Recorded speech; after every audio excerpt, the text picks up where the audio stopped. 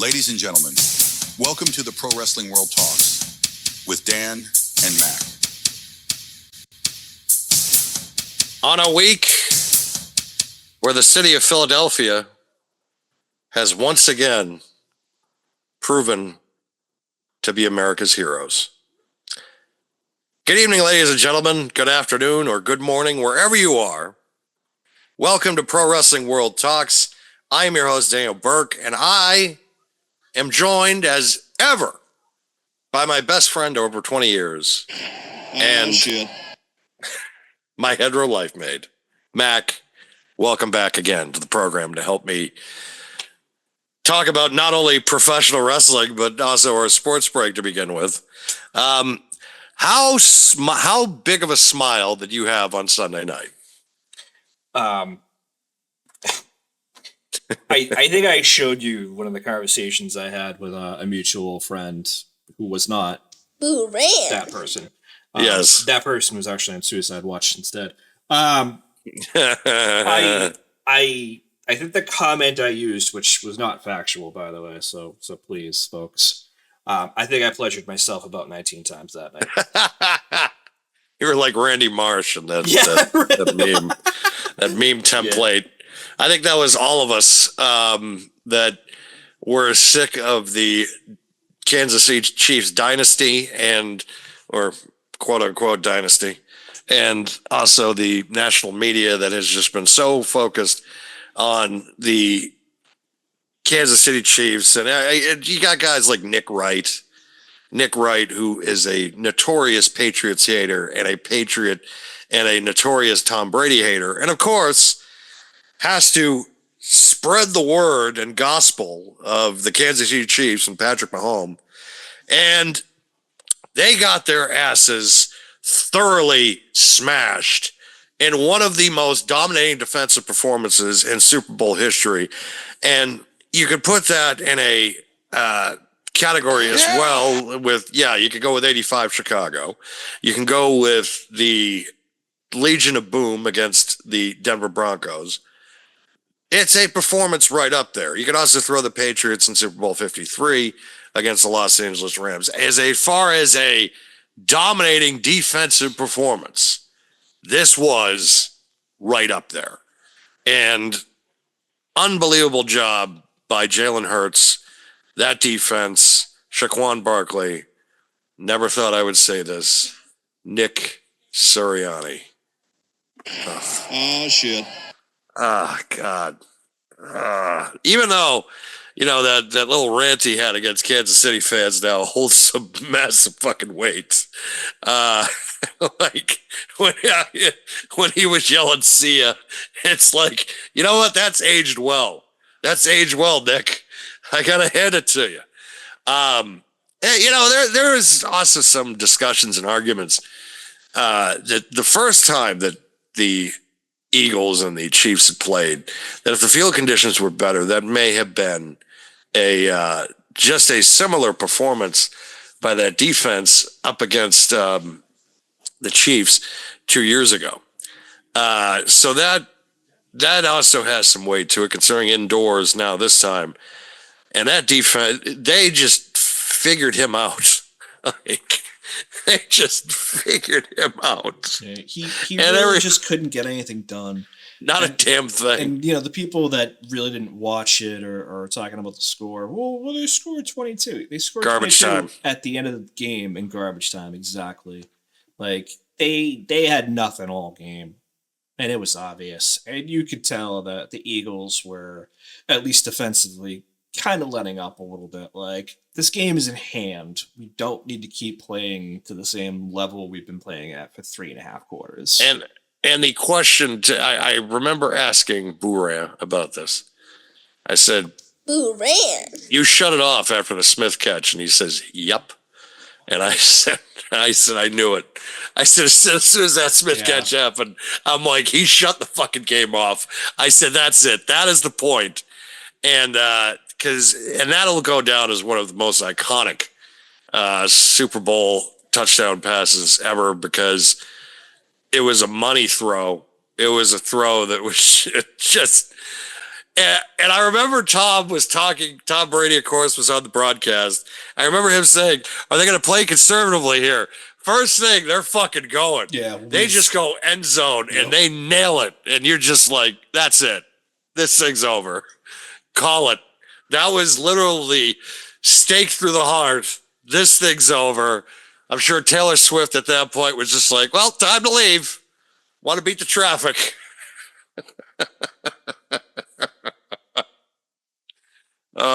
Get it. Plus, the Chiefs getting booed mercilessly by the because I guess the crowd was 80 to 90% Eagles fans because they travel well.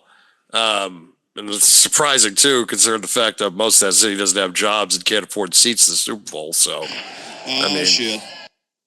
What? I'm sorry. I'm sorry, Philly. I shouldn't have said that. That's wrong of me. Considering the fact you did us a massive favor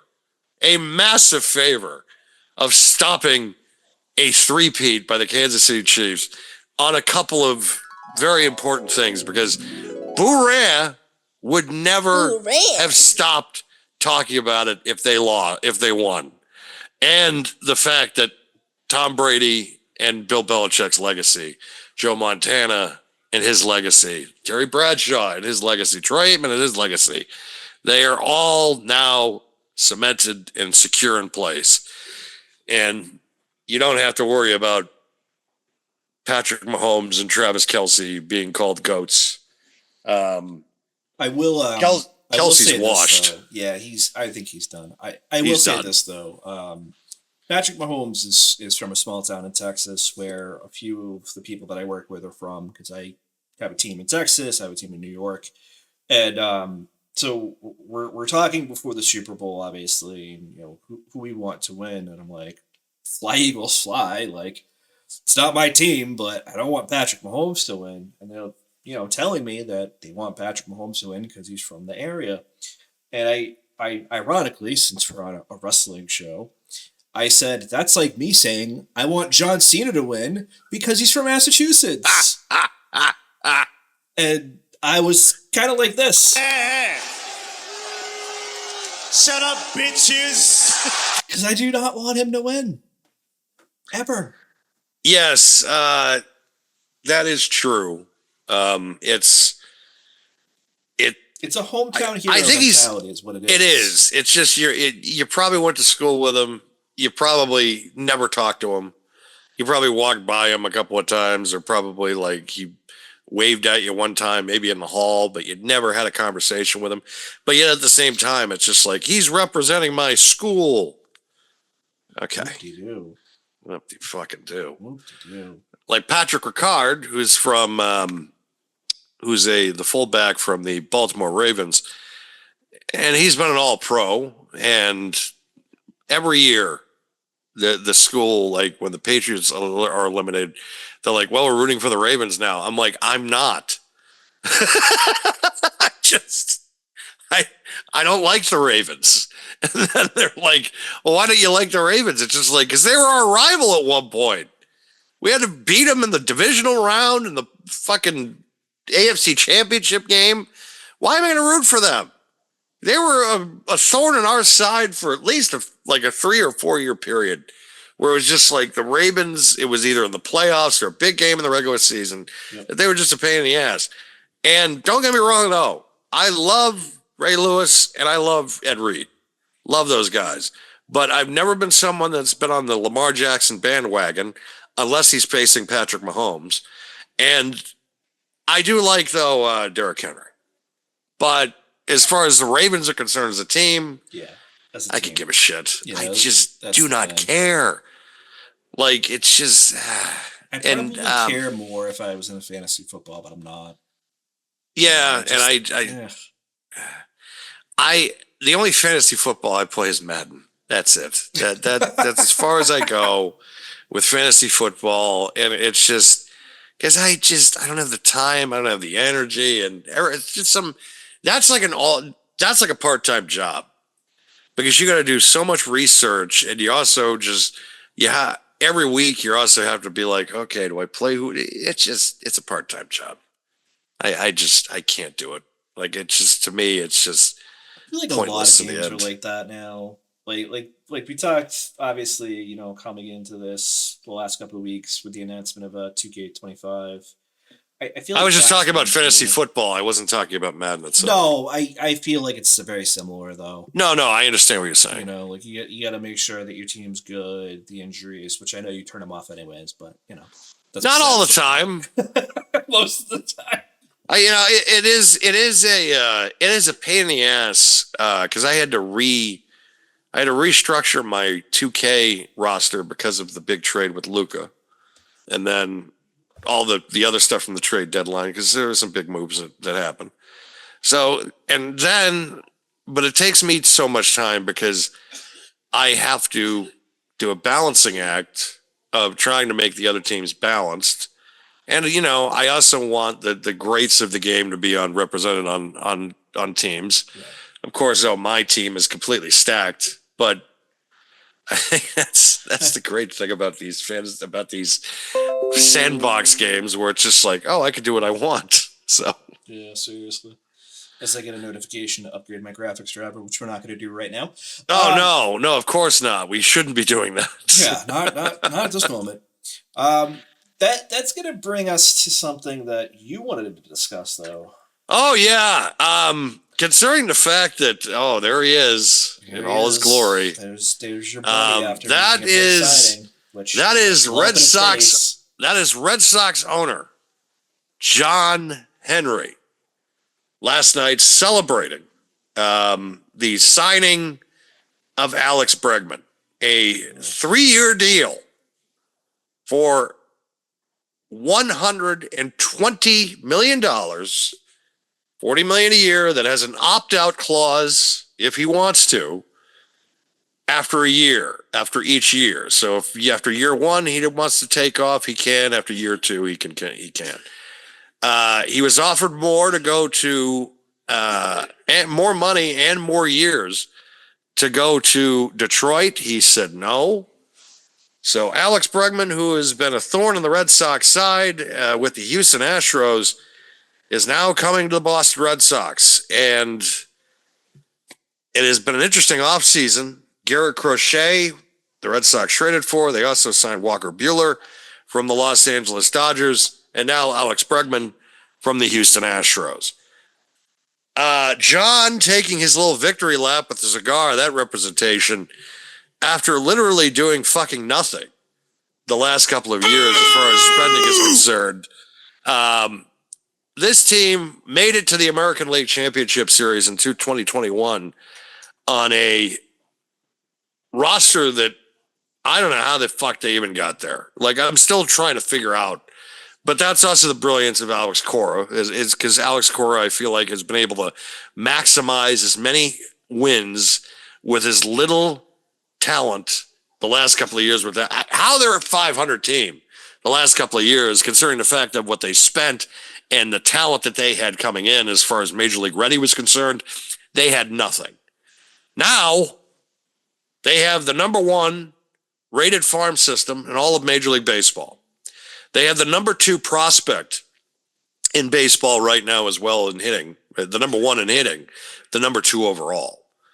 And now the signing of Alex Bregman, they have probably one of the better starting rotations in Major League Baseball. And the fact that the division is a little weaker than what it was in the past. The Toronto Blue Jays have regressed.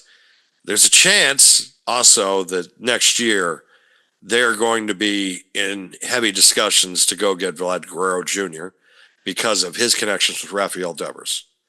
So there are signs that things in Boston are on the rise, but John Henry taking his little victory lap after literally spending Tony Maserati, who's on 98.5 The Sports Hub in Boston, was on Afternoon Drive yesterday. And what the funny part is this is the maddening thing about the media in general, the sports media in this town. The first thing was yesterday, they need to make a move. They need to do something. And then all of a sudden, within hours, they make the Alex Bregman move.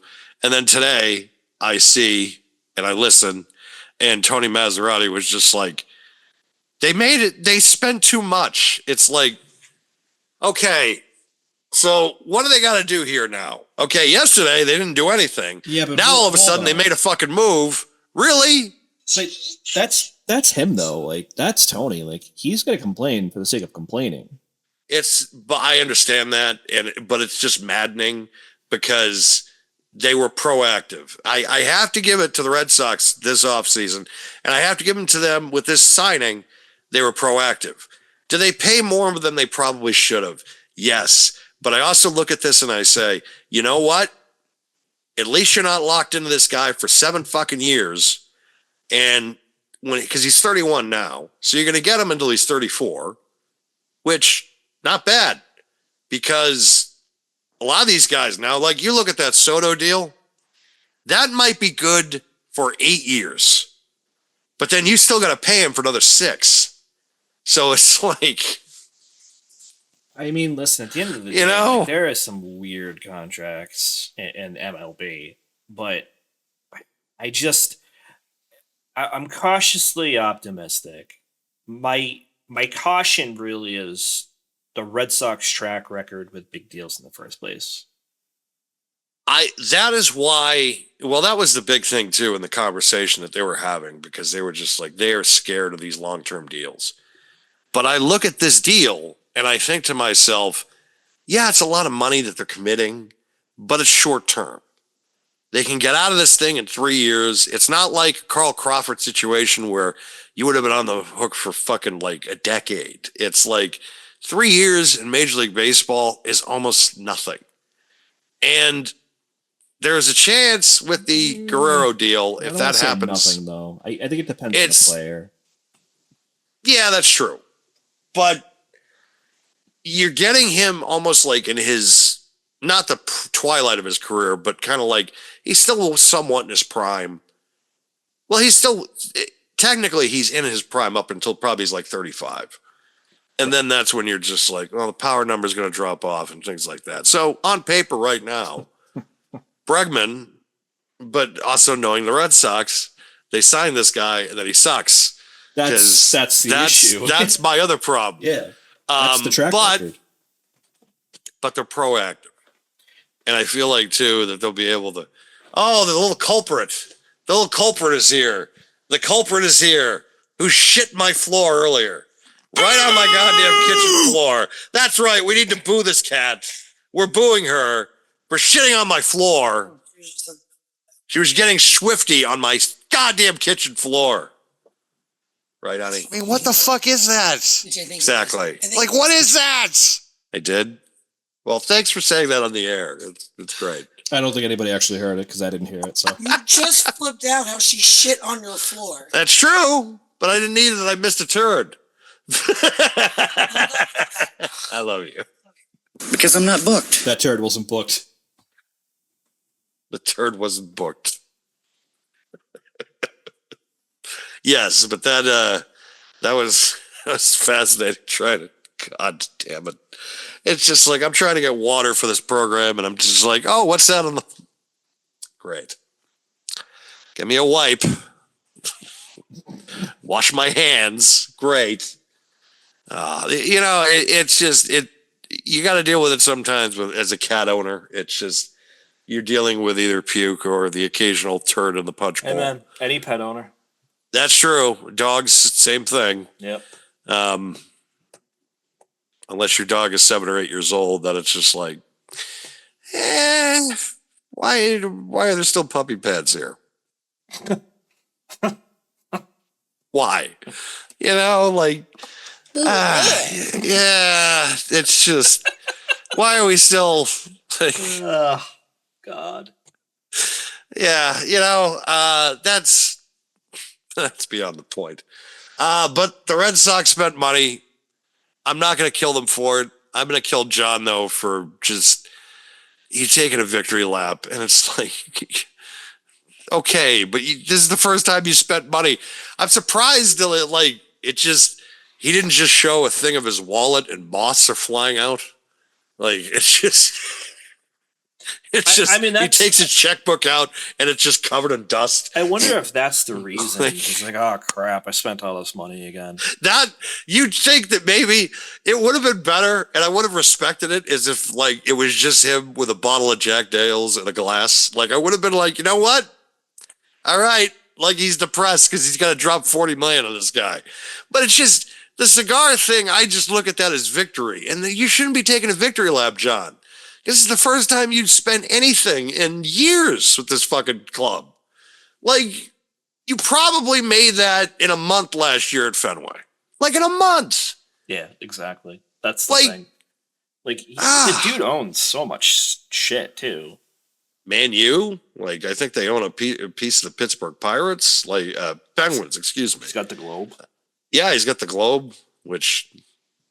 I mean, that's something. I get it, yeah. But anyway, speaking of contracts or lack thereof, there was a string of WWE releases the last week.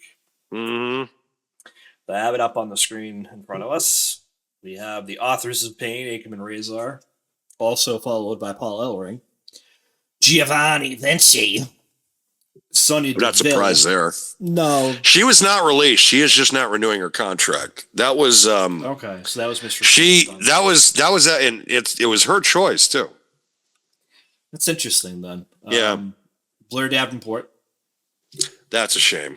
Yeah, there's That's a comments shame. we could say there, but Good Brothers, Anderson and Gallows, which Not a surprise. yeah, I heard they're gonna end up back in TNA pretty quickly, anyways. Of course, they're fine. Right. Those guys always get a job, and I just it's one of those things. It's like Yeah. they're fine. They'll get a job somewhere even else. Even if they have to go back to Japan, they'll do that. Like Exactly. they'll be fine.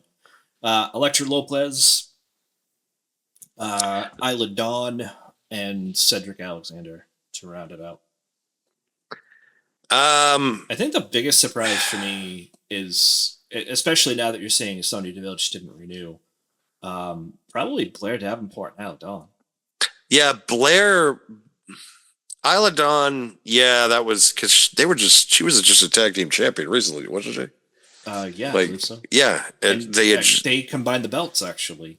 Yes, Because they so beat, I think Ronda Rousey, try saying that 3 times fast, and Shayna Baszler, I think. Yes, so if I'm not mistaken. yes, they had a pretty good run, and Blair, there was rumors that they were going to give her a push in recent months. So I don't know if you saw this, but apparently she was set to be number 30. Yes, And had to give up her spot to Nikki Bella. yes, I did see that. I think I was actually the kiss of death, man. well, I think Shotzi also was backstage for that. She ended up getting moved out of the Rumble. That happens like that. I think everybody on that roster knows that that's always a distinct possibility. It's rough because Blair was someone that I always kind of was like, you got to do something with her. She's got skills. She's got a unique look, and there's something to that. Yeah, and but what happened with her, I feel like, is they stuck her with Isla Dawn and Hellfire. Yes. And then they did absolutely dick all after that. That I think was the kiss of death because they didn't do anything with either three. Like that was they did that and then they just did nothing with that. Like nothing to follow up with it at all. So this brings up a good question though, and we have the scroll ready to go. It's just I wanted to do this holistically, where all the articles that the guys had were towards individual people or teams or whatever. So I wanted to bring this up before we get to that point. But do you think that in the context of what we're talking about with these releases, that the top tier talent, that X percentage, whatever you want to call it, is just so completely stacked that a lot of these people aren't going to see TV time anyways? I think that's part of it because it's just they've had such light years with talent. Like it was if you're good enough, you'll probably get your shot at some point. Where it's just now, it's just I can't lie to you. Like it's just, and I feel like that's what Triple H is doing now. He's just looking at these guys and he's just like, if I'm not going to use them, that's just not fair to them to just keep them on the roster. And Cedric Alexander, paycheck, man, I don't know. I know, but like it's just when you're in that, I don't know, like there's because Cedric Alexander, you can look at it with him now, and he can be like, he can go to AEW and they can be a part of that. It's the Hertz Syndicate now, I guess. Syndicate, yeah. So they can now get that back up and running with like and make it complete if they can get him to go over there.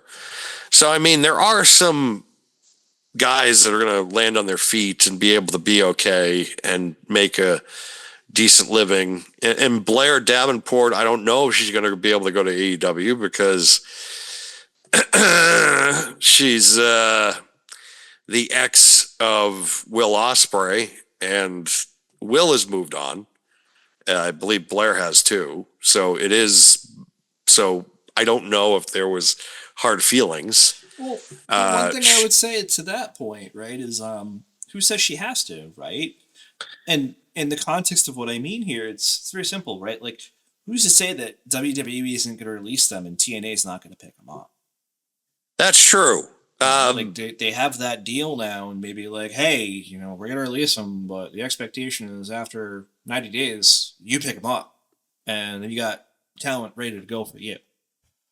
And who's to say that those that got released, that talent isn't able to then turn things around, so to speak, and make a comeback in a couple of years, maybe. That's the whole thing of why I like the TNA deal, because you have the ability now to kind of make those things happen. Now, will they happen? That I don't know. We'll have to see. But yeah, I just, it gives them an opportunity, and putting them maybe in TNA, I think will work out. And like I said, maybe they'll be back on the main roster in WWE in a few years. Maybe they go to NXT. Maybe they don't come back at all. Maybe they like it in TNA. But I think we could probably move on to something else. Yeah, something we haven't done in a while. Yeah. Ladies and gentlemen, it is now time for the Pro Wrestling World Talk Scroll.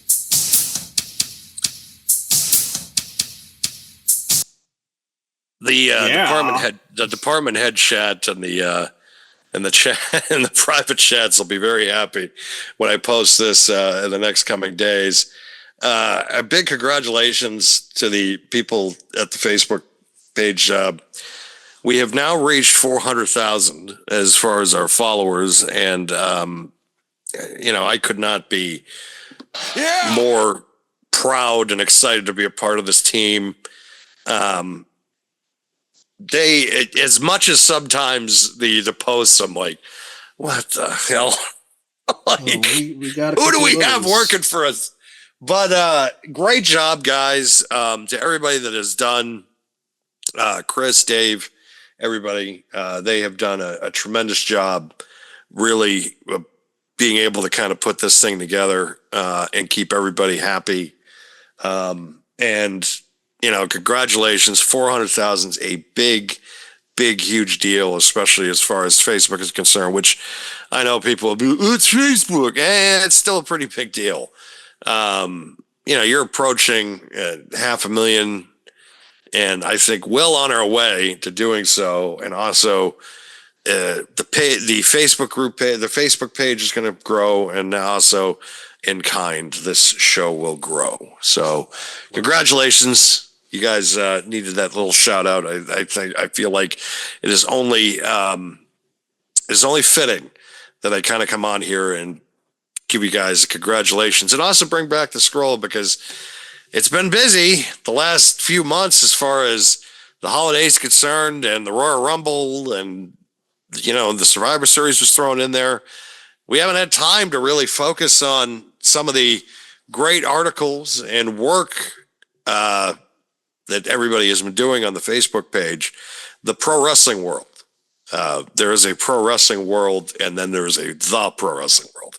And we are talking about the pro wrestling world.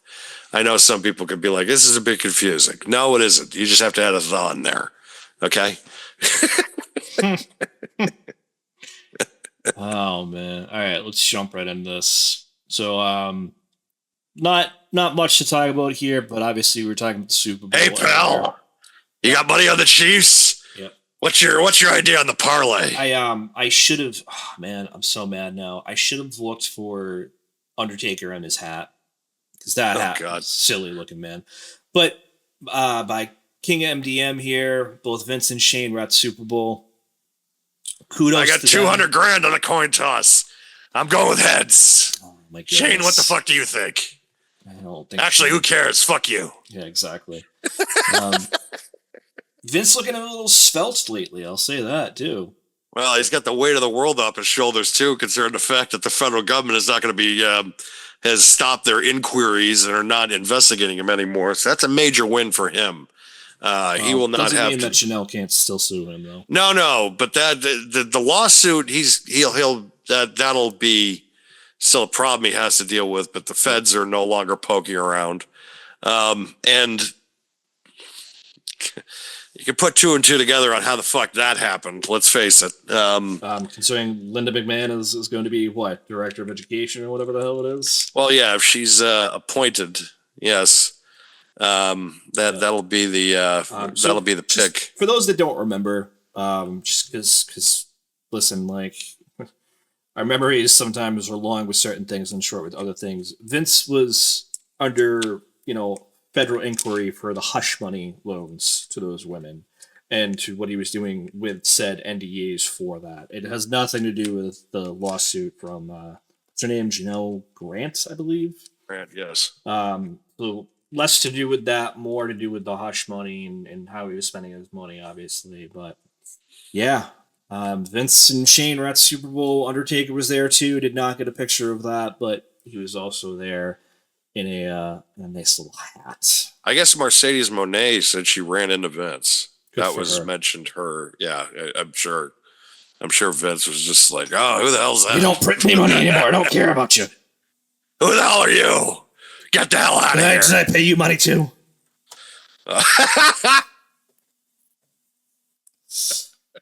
Can't remember. I can't remember, damn it. Where's she from? Did I cut her a check? No, yeah, she was a talent. She was a talent, Vince. Oh, So I cut her a check, but just not for that. Okay. just not for the other stuff. Because I'm not Okay. booked. Yep, she was not booked for that. Yep. All right. Next. Apparently Rey Mysterio had a banner night on Monday night. So his match against Logan Paul was his 1500th match in WWE. Oof. Yep, that is a huge milestone. So That this is is incredible. goddamn. feat. Yeah, it really is. Incredible feat for Ray, who has been with the company for the majority of his time since 2002 when he made his debut on SmackDown. Mysterio currently looks better than ever, and it feels like he isn't slowing down anytime soon. Ray's already a WWE Hall of Famer and a former world champion, so he's still doing this for the love of the game. Congrats to the legend, to many more matches. You said too many. Come on, man. Come on. Spell check, please. Grammar check. Something. For the PWW audience, what is your favorite Rey Mysterio look from his career? This post by G. I feel like that's asking a lot because if you watch his entrance video that plays with his music, it's like a million different masks that he's had. It's been My favorite Rey Mysterio, personally, is Halloween Havoc that year. Hollywood Havoc 97 is Yep. the best gear he's ever had. Yep. Like that may have been the greatest match of his career.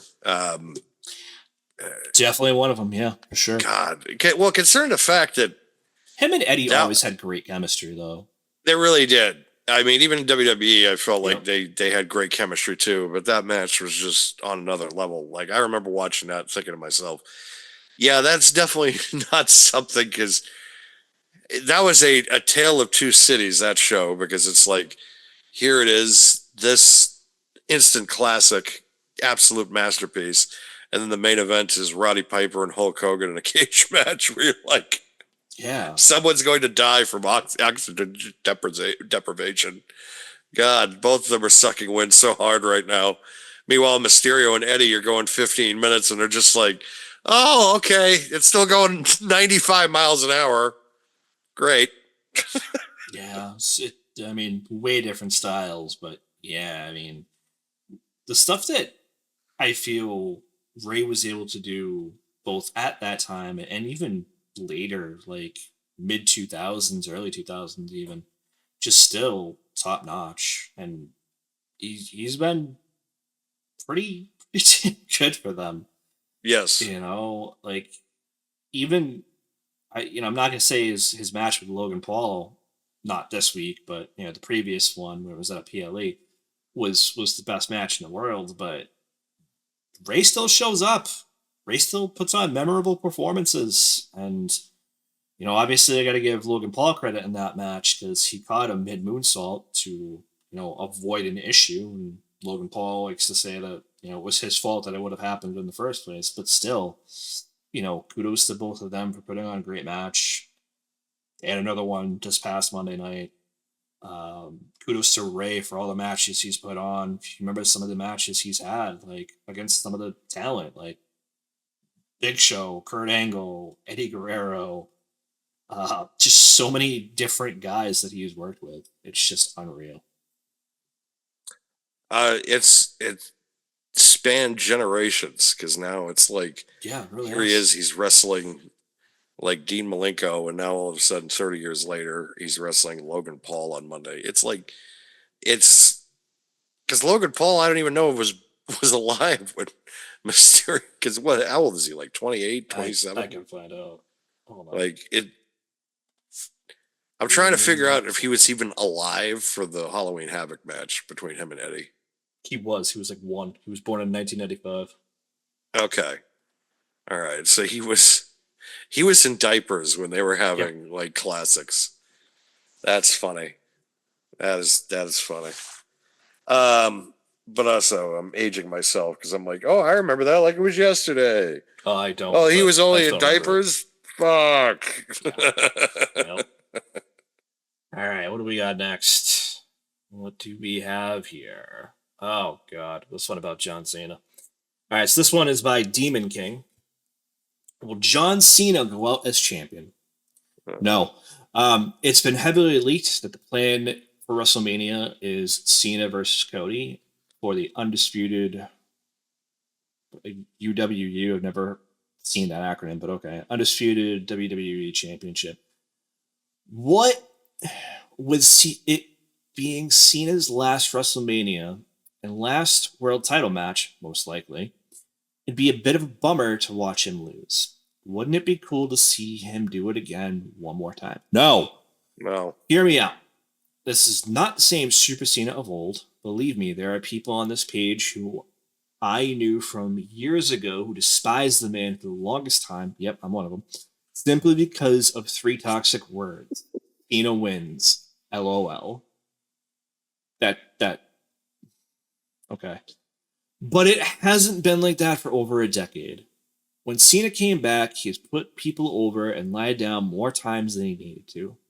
He is a 47-year-old man now, and he's never the best actual wrestler in the world, but he still is one of the best on the microphone in the industry. And I don't know, I'm intrigued by the face/face main event. If they're both going in as faces, mind you. Plus, as much as I dislike part-time champions, I will admit it'd be pretty sweet to see Cena on the red carpet or a late-night show with the world title draped over his shoulder. What do you think? Should Cena leave WrestleMania as champion? I think we've already answered this question about 5 times in the span of me reading that post. No. No. And I know some people are going to sit there and probably give me, because my argument was always, well, Batista should have been champion in 2014 because he could have taken the title onto red carpets for the Marvel movies with the Guardians of the Galaxy and stuff like that, where I feel like that was a massive missed opportunity. And there were rumors that certain people in WWE didn't think that Guardians of the Galaxy was even going to be that big of a hit. And boy, were they wrong. The fact is that, but everybody's like, well, no, Daniel Bryan was the right call. Yeah, it was the right call for the internet marks. It was the right call for the audience. Daniel McDanielson. It was the right call for the internet marks. It was the right call for, somebody that those people that complain online, and concerning the fact that really was the only people that was watching the product back then. Yeah, it made the sense in the world to, we're going to have Danielson win it instead of Batista. But Batista could have went on all these talk shows. Batista could have went on red carpets with the WWE Championship, and it would have been a big deal because you would have had somebody that's a Marvel superhero and is in a Marvel movie, which were hot as hell back then. And so, I feel like that Batista being champion made all the sense in the world.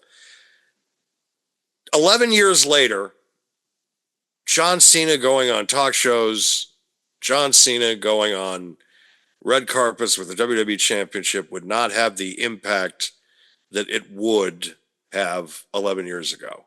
Because of the fact that most of the movies that John Cena are in, I have seen, because I don't know if they're going to do a premiere for Peacemaker, because for me, Peacemaker is a television show.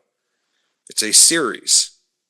And I don't know if Peacemaker is even going to be out this year. They do sometimes, though. I think they do it for, like, the bigger shows. Like, I think House of the Dragon, when that came out, I think had some kind of a red carpet for, like, the first episode. But I don't know. It depends on the show. The only thing I could possibly think of is he's going to be in the next whatever Fast and Furious 17, whatever the hell it is. Whatever the hell he's filming in Bucharest or whatever. Who knows? But I mean, that would also mean that it would have to be out this year because it's his last year. So regardless, right? Like, I just think that they shouldn't do it.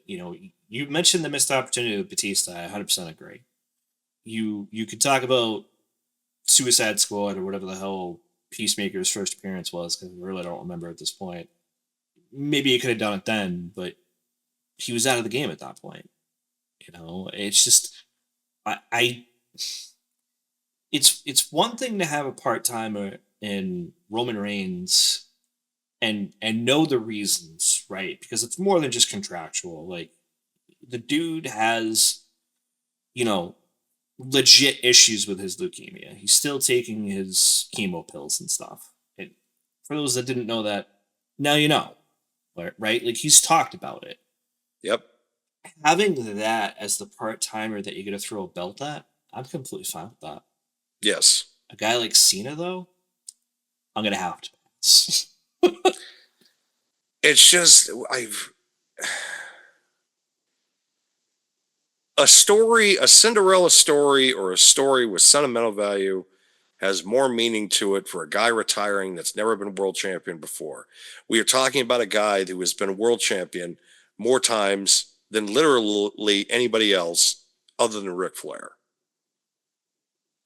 And that's the problem I have with this, because this is not a chase for a championship because the guy is retiring and he's never been world champion before. This is a chase for a championship to get a record that really doesn't fucking mean anything. And it's like, well, Cena needs to win at WrestleMania. And it's like, I keep reminding people, if this happened 10 years ago, if Cody Rhodes was in the position he was 10 years ago and Cena beat him in WrestleMania in the main event, people would be fucking rioting. Yeah. But now it's like, he needs to do it because of it. It's like, Why? Because he was your hero, and now all of a sudden it's like, or you were 10 years old and he's your hero, and you gotta root for him to win it. But the problem is all the people that hated him 10 to 15 years ago, they've all switched now to being like, no, he should win it. It's like, no, he shouldn't. And here's why. And here's why, too, that you're kind of flip-flopping on this. I'm not saying that John Cena is the devil, in my opinion. I'm not saying that. I just hate this, when Cole calls him the greatest of all time, it bothers me because usually when you're supposed to be the guy and you want to be the greatest of all time and that type of stuff, you actually have to draw money and you actually have to draw ratings and you actually have to draw an audience. And I've had an argument not even an argument. I've had discussions with a mutual friend of ours. I know I was being funny. But and the funny thing is that we used to talk about, if it wasn't for Shawn Michaels and The Undertaker in some of those WrestleMania years, they would suck. Yeah. And the guy on top at that time was John Cena. And everybody, look at all the gates he drew. That was the streak. That was Shawn Michaels. That wasn't John Cena. John Cena was just kind of, at WrestleMania 21, everybody was cared about Triple H and Batista. No one really gave a shit about JBL and Cena. Okay, Cena won. Yay, okay. But everybody cared more about Batista and Triple H because that was a better story. Everybody kind of knew Cena was going to win and they accepted it. But within a year, he was getting booted out of the building in Chicago, and Triple H was being cheered like the ultimate babyface, when for like 3 or 4 years in a row, everybody wanted to see Triple H die horribly at WrestleMania. Yeah. But all of a sudden, they put him up against Cena, and he's the biggest babyface in the world. That's because of the fact that a massive part of the audience did not like this guy and accept this guy. And yes, I understood he was around for years. He didn't say no to anything. He showed up to work every day, which I can't knock his work ethic. I can't knock his charitable activities, considering what he has done to Make-A-Wish. But everything that he has done in the industry and everything as a performer in the ring, everything that he has done in a promo, I could give two shits about. That's the way I have always felt about John Cena, and that's never going to change. As a performer in the ring, I could give a rat's fuck on anything that he has done in his career. And I'm sure that there's some people that'll be like, look, no, it's just how I feel. It's never going to change. I'm glad, I'm going to be happy when this year is over, because this to me is just short time bullshit that's wreaking havoc on a longer plan. And now I got to wonder if he's going to hurt the momentum of Cody Rhodes. Now I got to wonder if he's going to, it's just so many other factors that I have to worry about now going into WrestleMania that I really didn't want to worry about. I didn't want to worry about him being in the main event and going up against Cody Rhodes. And now I got to sit there and think, oh, is he going to destroy the momentum of Cody that he's not going to be able to get back now because Fucko is going to be out of here next year? Oh, that's the things I got to worry about coming into Mania with him being in that spot. And I know that there's probably a good portion that are just like, you're overreacting or you're thinking way too much into this. No, I'm thinking long term. Everything that's going on with John Cena right now is in the short term. He's not going to be here next year. He's not going to be able to return favors at WrestleMania next year because he's not going to be at fucking WrestleMania next year. That's the point I'm trying to get across. If he beats Cody Rhodes at WrestleMania, but Cody beats him at SummerSlam, Well, he beat him at SummerSlam. Cody took an L at WrestleMania to him that he can't get back now. That's the problem. That's the way I look at these things. Because I think if we're they going the can. progression of, Cody was the guy who took the sword out of the stone. He was the guy who beat Roman after 3.5 years. Roman defeated Cena at one point during that reign. Cody beat Roman. So now Cody can't beat Cena at WrestleMania a year later? That's the problem. That's the problem. I think you could swing it, but it's asking a lot. It is. Because you had Cody lose to him the first year, then the second year he beats him. Great, fine. Like, I didn't hate it at all, right? But the problem that I really have is part of what you said, in the sense of like, all right, well, Roman destroyed him. Cena, that is. And, okay, Cody's showing signs of distress, whatever you want to call it, and which is called out by CM Punk. And I get all of that, and I get that maybe you could swing this, but first of all, realistically, who wants this is the first question I have. And the second question I have, rhetorical, by the way, both of these, but the second question I have is, at the end of the day, does he really need a WrestleMania moment? No. That's the thing. He doesn't. There's so many other guys that could have another one or need a first one that you're bringing in a part-timer, a guy that is you're touting as this is his last ride, pun not intended, but still used. Do they really need it? The answer's no. First of all, Cena doesn't need it. No. Second of all, the company doesn't need it.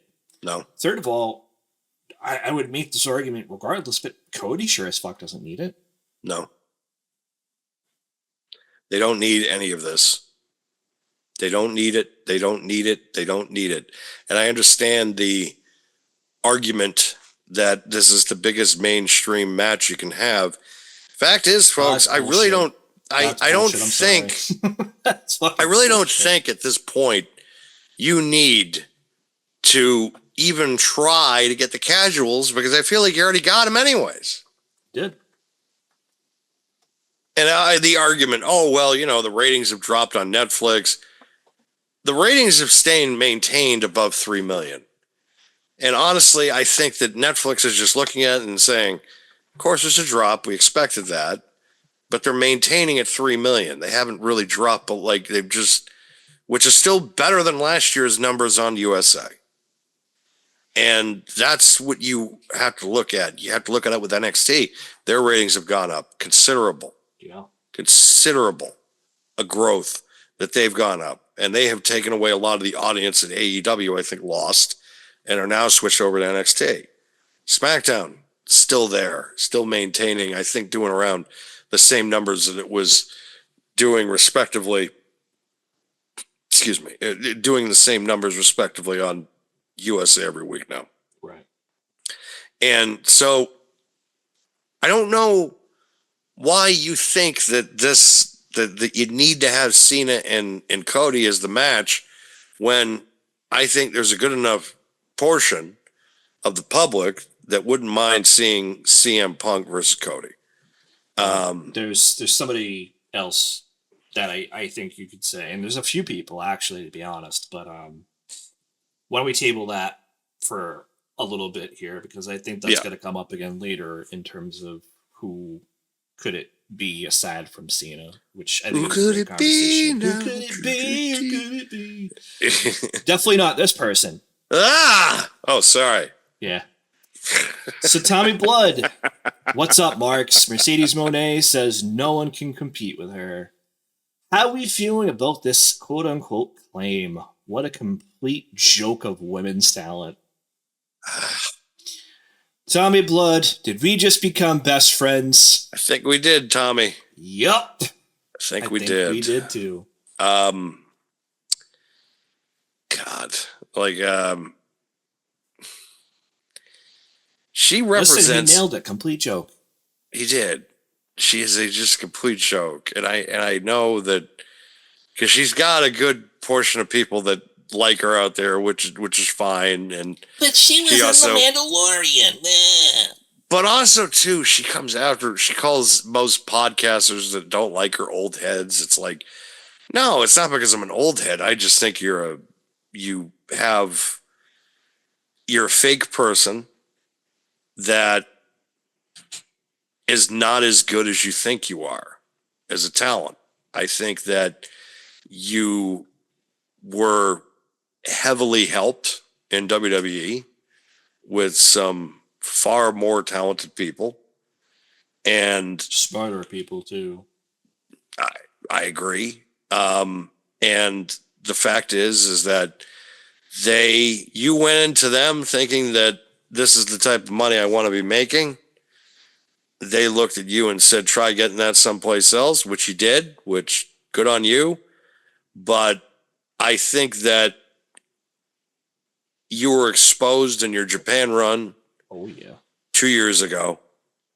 And I think that the rest of the American audience believed that things would be different in AEW, which they haven't. Things have not gotten better.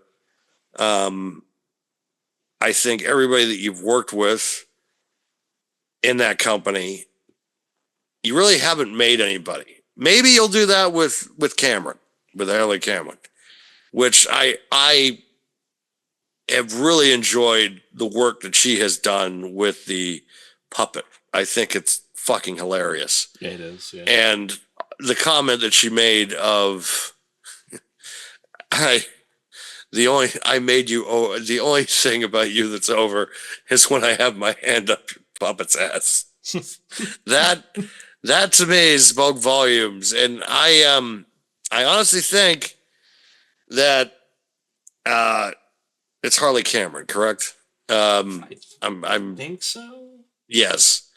I think that with her, I gotta get the name correct before I keep going. I don't want people to think I'm completely like lost on this one. It's just when you have this, when you do this whole thing, sometimes folks, names sometimes can't escape you. Yeah. And that's kind of where I'm. Okay, it is Harley Cameron.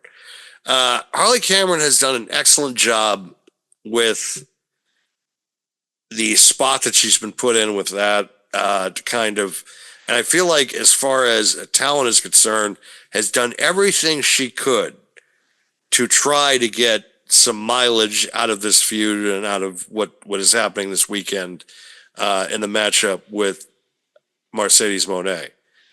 If Mercedes was smart, she would put her over and make a talent, which I feel like in AEW she really hasn't done that. She really hasn't elevated anybody else except herself. And I feel like this time she needs to do it. And also eventually she'll be able to move on and go to face Tony Storm probably at All In, which we'll see. I think is going to be the next evolution. But I don't know, because you're talking about someone that has creative control, so she could literally walk in and that's the plan, and then just look at Tony and be like, that doesn't work for me, brother. And that's it. Like Harley Cameron is not going to lose, is going to lose. And that's, you're paying her way too much money. And Mercedes, you mean? Yes, you're paying Mercedes way too much money that you're never going to be able to get back at all.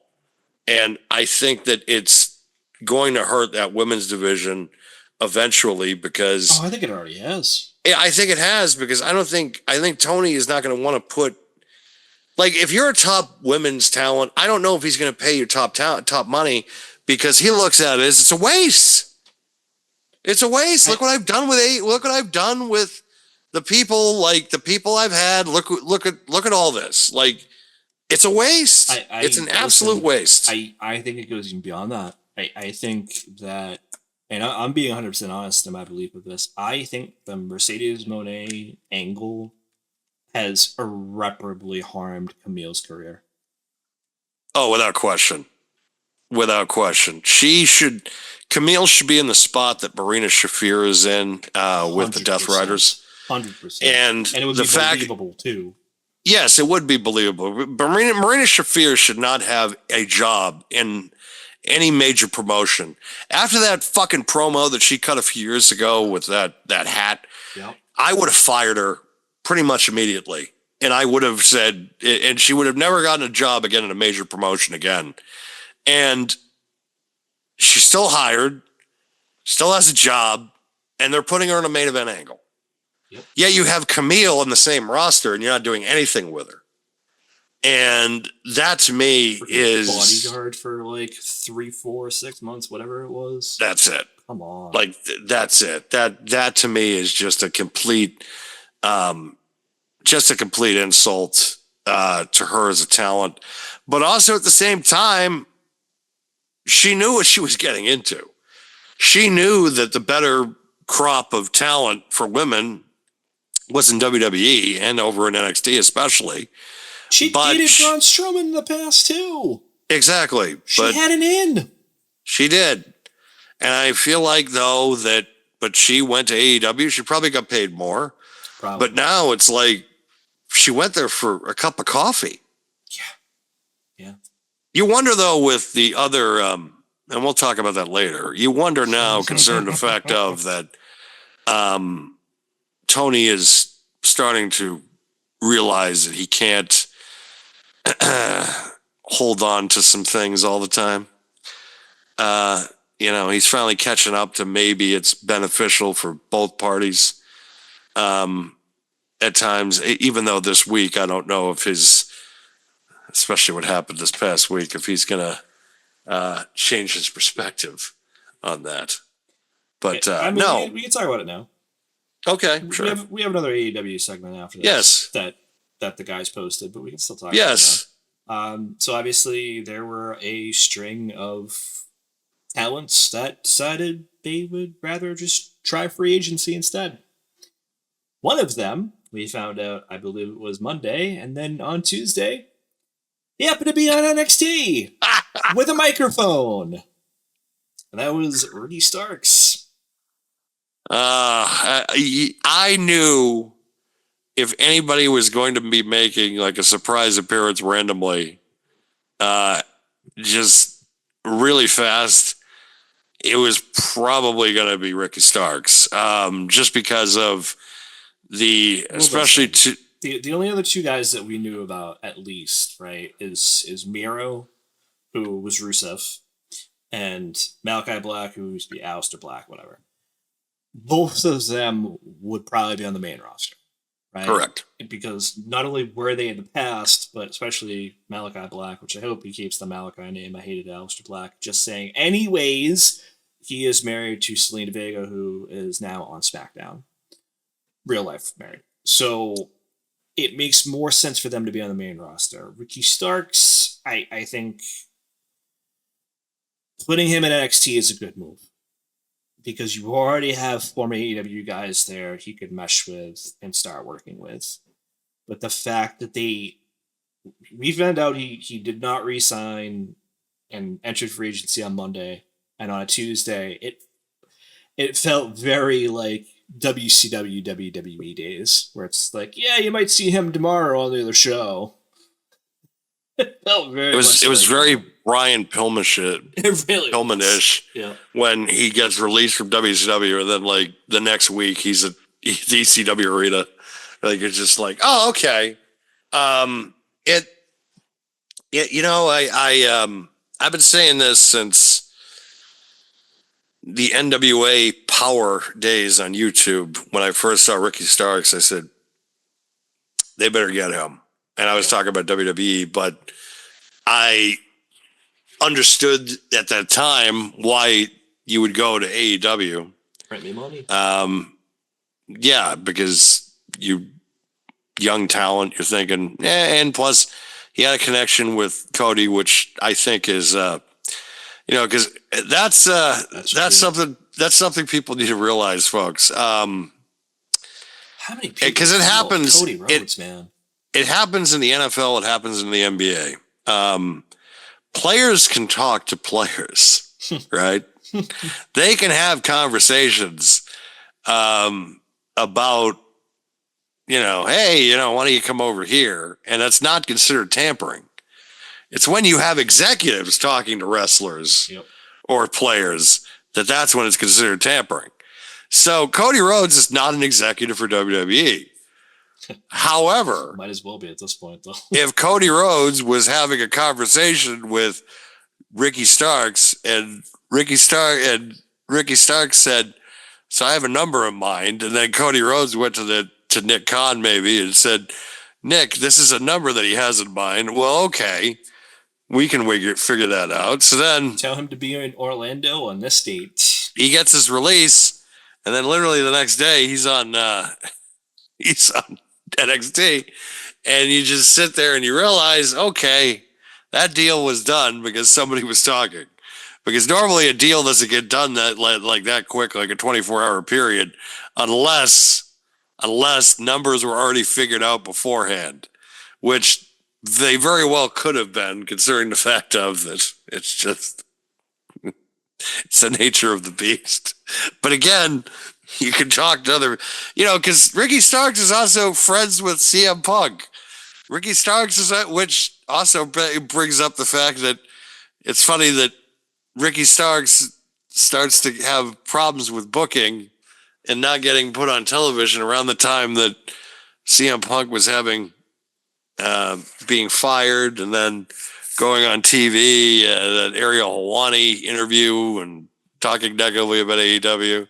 And then the famous, but some would say the Ricky Starks moment that kind of ruined it for him in AEW was when him and Edge had that, or Cope, excuse me. God, When yeah. Cope and Ricky Starks had that little bit of a tiff on air, which people were just like, "Oh, is that a shoot?" Which that could have been. I don't know for No, sure. According to what I heard, it wasn't.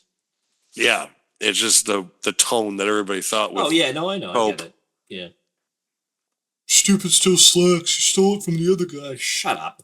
He stole it from Rug. Ugh. Yeah, we'll talk about him a little bit later too. But listen, good for Ricky Starks, honestly. Yeah, no, I'm happy Yeah. for him. Yeah. I'm happy for all those guys, really, because they, the worst thing in the world is to be held hostage when you could be out, kind of. Yep. Even though you're being held hostage and paid, it's kind of weird. It's like, they're paying me, but All right, so we got now. So we got Demolition. Demolition has signed to a WWE Legends deal per PW Insider. It's about damn time. If anyone deserves, it's these two.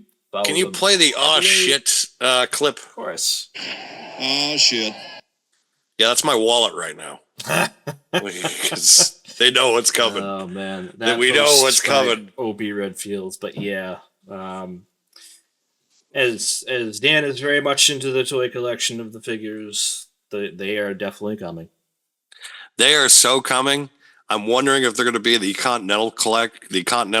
Coliseum collection, excuse me, which just released their. I just got in the past week the new Big Boss Man and Bam Bam set, which that might be my favorite toy line ever, just because the fact that the box art is incredible, all the figures have been excellent, the accessories have been fantastic, because they are packaged just the way that they were with the LJN line, except things are different, where the accessories are all cloth.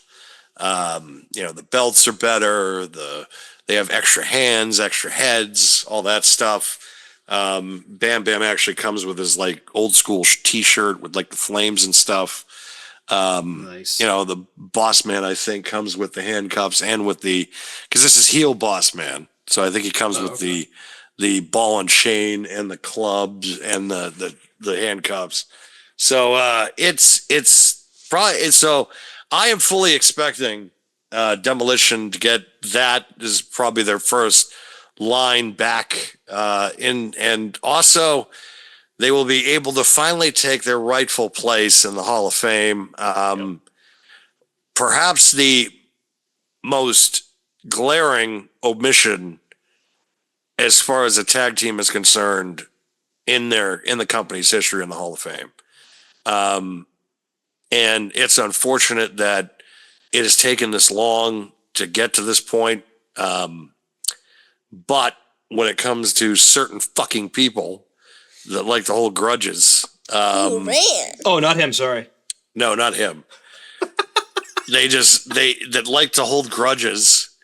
So, and not, oh, they sued me. Oh, they sued me. They sued me for this.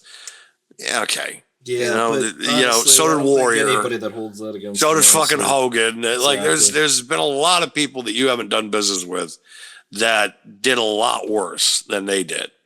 And, the fact is that they're going to finally be able to get their due. I'm so happy. My wallet is kind of pissed, but it's like that every other week. It's just looking at it. They're like, you're going to buy this, aren't you? You prick. Like. Oh man. Yeah, listen, I think it's a great deal for them, honestly. They'll get merch sales and everything out of this too. They'll probably get the Hall of Fame induction, like you said. I don't hate it. I think it's a great deal for them. One of the best fucking entrance music either for a tag for an act in that company either. God damn, was that a good song? Oh, yeah.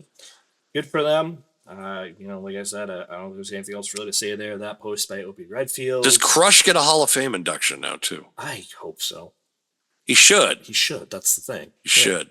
Yeah, Even Kona Crush, he should get one. Just as the Let's not get ahead of ourselves here. You knew that was coming, brother. You knew. All right, what we got next? All right, so this is what I was talking about earlier with the WrestleMania predictions here, but this post by King MDM, who is Drew McIntyre feuding with for WrestleMania? They've been teasing Damian Priest and LA Knight. Who would you pick? Or maybe both, triple threat, or even a different person.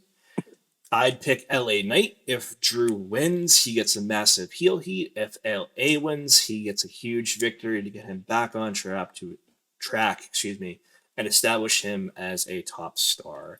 A lot of news about this week, that the initial plan of Damian Priest has been leaked to the point where a lot of people are not happy about it and want Drew McIntyre to face somebody else. So I thought this post was a great one to include because we can kind of dissect that a little bit. Damian Priest and Drew McIntyre is a matchup I think that we have seen before. I believe at Clash at the Castle, correct? That was the main event, if I'm not mistaken. Yeah, because they tried to build it from the WrestleMania moment where Priest cashed in on him. Right. And there's that built-in storyline because, I beat him at excuse me. And that I beat him at Mania. And I took the title from him. I took his moment from him. Yeah, I get that. You want to do that. But again, we've already seen this match before. And we haven't seen Drew versus LA Knight, though. And I feel like that both guys, especially Drew as a heel, Drew is an exceptional talker when he's a heel. And, LA Knight is just an exceptional talker in general. And I feel like, too, that this Damian Priest and Drew McIntyre, I believe, is a downgrade as for Drew McIntyre of someone of his caliber of talent. And I'm not knocking Damian Priest. I just feel like that Drew McIntyre needs to be put up against somebody that, like LA Knight, I think, too, needs that boost with Drew. And I feel like that Drew would give him, this is a former world champion. This is kind of a main event, type matchup. And I think Drew would appreciate that more too, because he looks at LA Knight and he just says, yeah, this is a top guy. Like, and I'm going to work with him and make everybody realize that this guy is a top guy. Because if I make him look like a top guy, people will also say, I'm a top guy because I made this guy look better. And I think that should be their. I think LA Knight and Drew McIntyre is a main event. Not a main event, but it is a WrestleMania worthy matchup. Where I feel like that Damian Priest and Drew McIntyre, we've seen it before, not at WrestleMania. And, you know, it's just, we've been here already, guys, you know? I don't. It's tough, man. I don't want to sit here and say Damian Priest is a downgrade. It's just Damian Priest walks this line of face and heel to the point where he's really not walking it anymore, right? Like he has been for the past year or so, and now he's more over as a babyface, I would argue, especially now that he's on SmackDown, away from Judgment Day. But there was really never that sense of finality, despite everything, right? Like Finn Balor still got up and everything at the end. What was it, a street fight? They put him on a stretcher, and then he still beats him. It's like, all right, whatever. It didn't do anything. There was no finality to it, and I felt like there was no finality, and it just. It should have ended at Mania, not on Raw. I agree. That was the big thing for me, which is fine, right?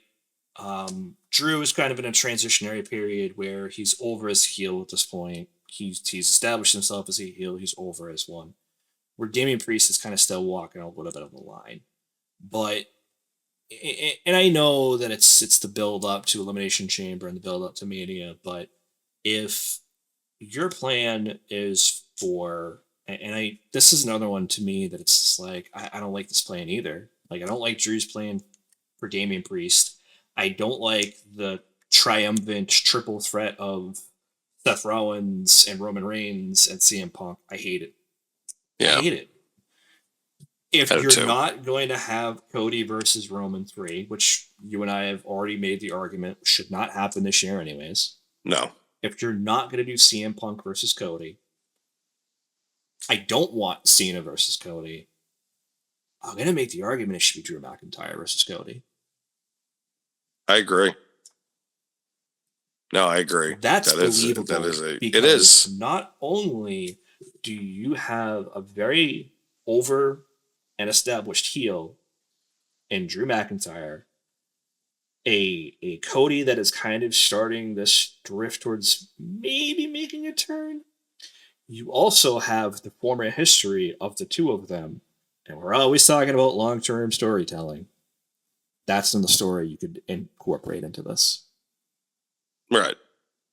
Just book it now. If your plan is for that triple threat match that I just mentioned between CM Punk and Rollins and Reigns, it should be Drew McIntyre. That should be your main event for whatever night it is. Cody and Drew McIntyre. That's it. That's assuming the other pieces fall the way they're going to fall. Yeah, right? But I still, if you have your choice though, like if you can't do Cody versus Drew, do you do Drew? Do you at least, if you had to make the choice? Yeah. Okay. Yeah. No, I would not have it be Damian Priest. Right. No, it's nothing against Damian Priest, but I think that like there are people that the audience hate. And if you're trying to put Damian Priest over as this big baby face, I'd make two arguments. One we've seen, one we haven't. The first one that we've seen is Dominic Mysterio. Yeah. I don't think you need to revisit that at this point. No. The other one is Logan Paul. And I think that would actually be a good match, too. I agree. I just, do too. You need an established heel that the audience hates to really get that baby face shine on Damian Priest. And I think Logan Paul has to be it. No, I agree. So if I you agree. do that, that means Damian Priest has to qualify next week, or is it this week? I don't even know, for Elimination Chamber. So that's the only way you're gonna start that feud. And you can make the same argument for Drew McIntyre and Damian Priest and Elimination Chamber 2, because I'm pretty sure Drew's already qualified. As I Yep. said, Damian Priest has to go through Braun Strowman. Safe bet that's probably going to happen, because I don't think Strowman should be in Elimination Chamber. But I digress. But yeah, if it was between Damian Priest and LA Knight for Drew McIntyre, you and I are definitely on the same page. It should be LA Knight. Okay. But that Yeah, was, because you didn't answer that, so I was like, I had to be like, come on, it's yeah. agree I with me just- here. I do. I just I don't know. I don't know what it's going to take for LA at this point. I don't. And I hate saying that because I love the guy. Like, Yeah. I got the soundbite because of how much I like him. I got a T-shirt for Christ's sake. But it's one of those situations where it's like, ever since you started doing the commercials, he kind of just like dropped off the face of the planet. And it's not his fault.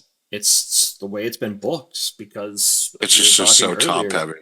Exactly. It's so what I was top gonna heavy. say. Yep. So, listen, I hope everybody lands the matches that they want to land or need to land for WrestleMania, but we'll just kind of have to see where the pieces fall. But that will take us back to AEW for this one. Oh man, when I saw this, oh my god. This one by G. Cope and Mox at AEW Revolution. Cope and John Moxley will officially go head-to-head in a few weeks at Revolution in the main event for the AEW World Championship. This match has been building since the conclusion of World's End pay-per-view in December. Has it, though? It's the biggest heel versus biggest babyface the company has to offer. Is it, though? No, This match is a big deal. Is it, though? no, it isn't. Mox has carried the belt since October of 2024, and his reign has been a slow burn. That's one way of putting it. He hasn't defended the title once. That's why I'm saying that's one way of putting it. Some fans have enjoyed it. Many are ready for it to be done. I don't know who's enjoyed it. I think that's everybody that wants it to be done. Yeah, exactly. We know that Moxley is capable of a world champion. What? We know what Moxley is capable of as world champion. Okay, as he's done it the most in company history. Yeah, 5-year company. Meanwhile, since Cope arrived in All Elite Wrestling in 2023, you knew he'd eventually be gunning for the world title. Yeah, because all WWE talent does. Cope is ready to prove why WWE should have used him differently since his return in 2020. What? Oh, shut the fuck up. These two are going to put on a great match, and the end result is very much up in the air. We'll have to see if TK decides to pull the trigger and take the belt off his golden boy. Regardless, if he does or doesn't, the storytelling is going to be fun. What storytelling? There Him is no stealing storytelling the in this. briefcase with the title in it? Like, that's the only story that I've seen or heard of at the point of this. It was such a. We haven't seen the belt since October either, because it's been in the fucking the briefcase too, which that was so dumb. That was so dumb. What like He it's looked just like a the two of little them. kid that stole a snack when he did it. man. He really did. It just and so it's just Moxley barely sold like the attack too. He's just like he's like staggered like he tripped over barely something. sold it at all. Fucking guy. He hasn't sold anything in fucking 2 years. Like I mean, he sold pasta to the head, but yeah. yeah, that's it. But like it's just been the last year and like ever since though he started this whole angle, he's just been no selling everything and just like barely defended the championship. And it's detrimental. This whole thing I think has been detrimental to the product. It's been detrimental to the ratings. I think the AEW hardcores, what's left of them, don't like this. I think Alvarez and Meltzer have even brought it up that they realize that the fans and people are just not getting behind this thing at all. And Tony's not pivoting. And I've said it, and I've said it 1,000 times, and I've said it, and I think everybody else has.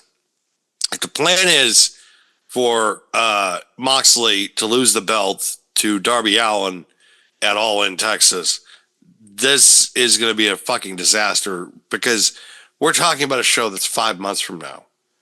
And you have other pay-per-views booked in between that. And the way that your ratings are now, the way your ratings continue to decrease, as last night there were 600 below 600,000. Mind you, it's a tape show because they're headed to AEW. They were going to be headed to Australia to record AEW Grand Slam, which will be broadcasted this coming Saturday night after the NBA All-Star festivities on Saturday night on TNT. It'll be immediately after. So I don't know if it's going to be 10:30, 11:30, or 11 o'clock because usually those things run long because you're talking about like the skills events. There's still a portion of wrestling fans that do. No, but I don't mean it in that context though. I mean it in the sense of like it's that late and it's after the NBA All-Star game. Yes. Like realistically at that point, like who cares? And Tony has gone on the record saying that it was not supposed to be a pay-per-view. It was meant to be a television special, which is complete bullshit. He's also whatever claiming the fuck he wants, but I mean, at the end of the day, like I said, like I hate to be so final about it, but again, who cares? Like you're going to Australia for a regular tape show or regular TV show, even like because it's an episode of Collision. As much as he wants to sit there and call it Grand Slam, it's Collision. It's the same night as Collision. It's almost in the same. It's just on later. It's just Collision. They don't want to call it that, but it's Collision. That's all it is. It's just an episode of Collision.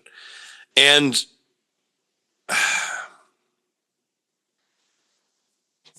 Cope is not the star that you thought he was. He's not the star that, like, is he a big star in WWE circles? Well, yeah, of course, because he's Edge. But at the same time, he doesn't have the, I think, notoriety that people, I think, were expecting that he was going to bring. I remember he was brought in after the CM Punk firing, and the first thing Meltzer said was just like, CM Punk's a much bigger star. I mean, Edge is a star, but he's not a big star like CM Punk. And so hold on. Let's quantify that just for a quick second, right?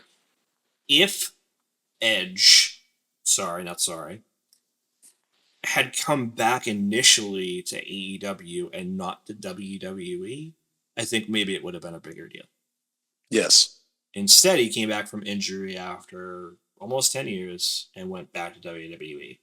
Huge ovation, huge pop, everything. CM Punk, on the other hand, is out of the industry for 7 years, goes back, to AEW. Huge reaction, huge pop. Gets people to watch. I don't know that Edge, being away 9 years at that point, would have had the same reaction. I think it would have been comparable, sure, but I don't know if it would have been that big of a deal, right? Right. We can't know that now.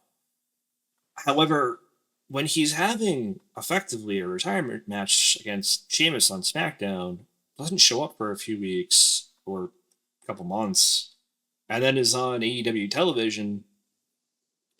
The thing is this, like, everybody expected him to feud with Christian, and that's exactly what happened. Yes. Exactly what happened. And listen, once that novelty wore off, then what? Exactly. Then what? Like, what else can you do? What story can you play? Other than jumping off a fucking cage on Malachi Black and breaking your ankle. I knew it was coming. Surprised it took you that long to actually spit that out. No, it's I know. You know, and I have no hatred toward Edge Neither do I. for going to AEW. It's like, dude, do you, man? Like, if you're gonna get paid a shit ton of money, I get it.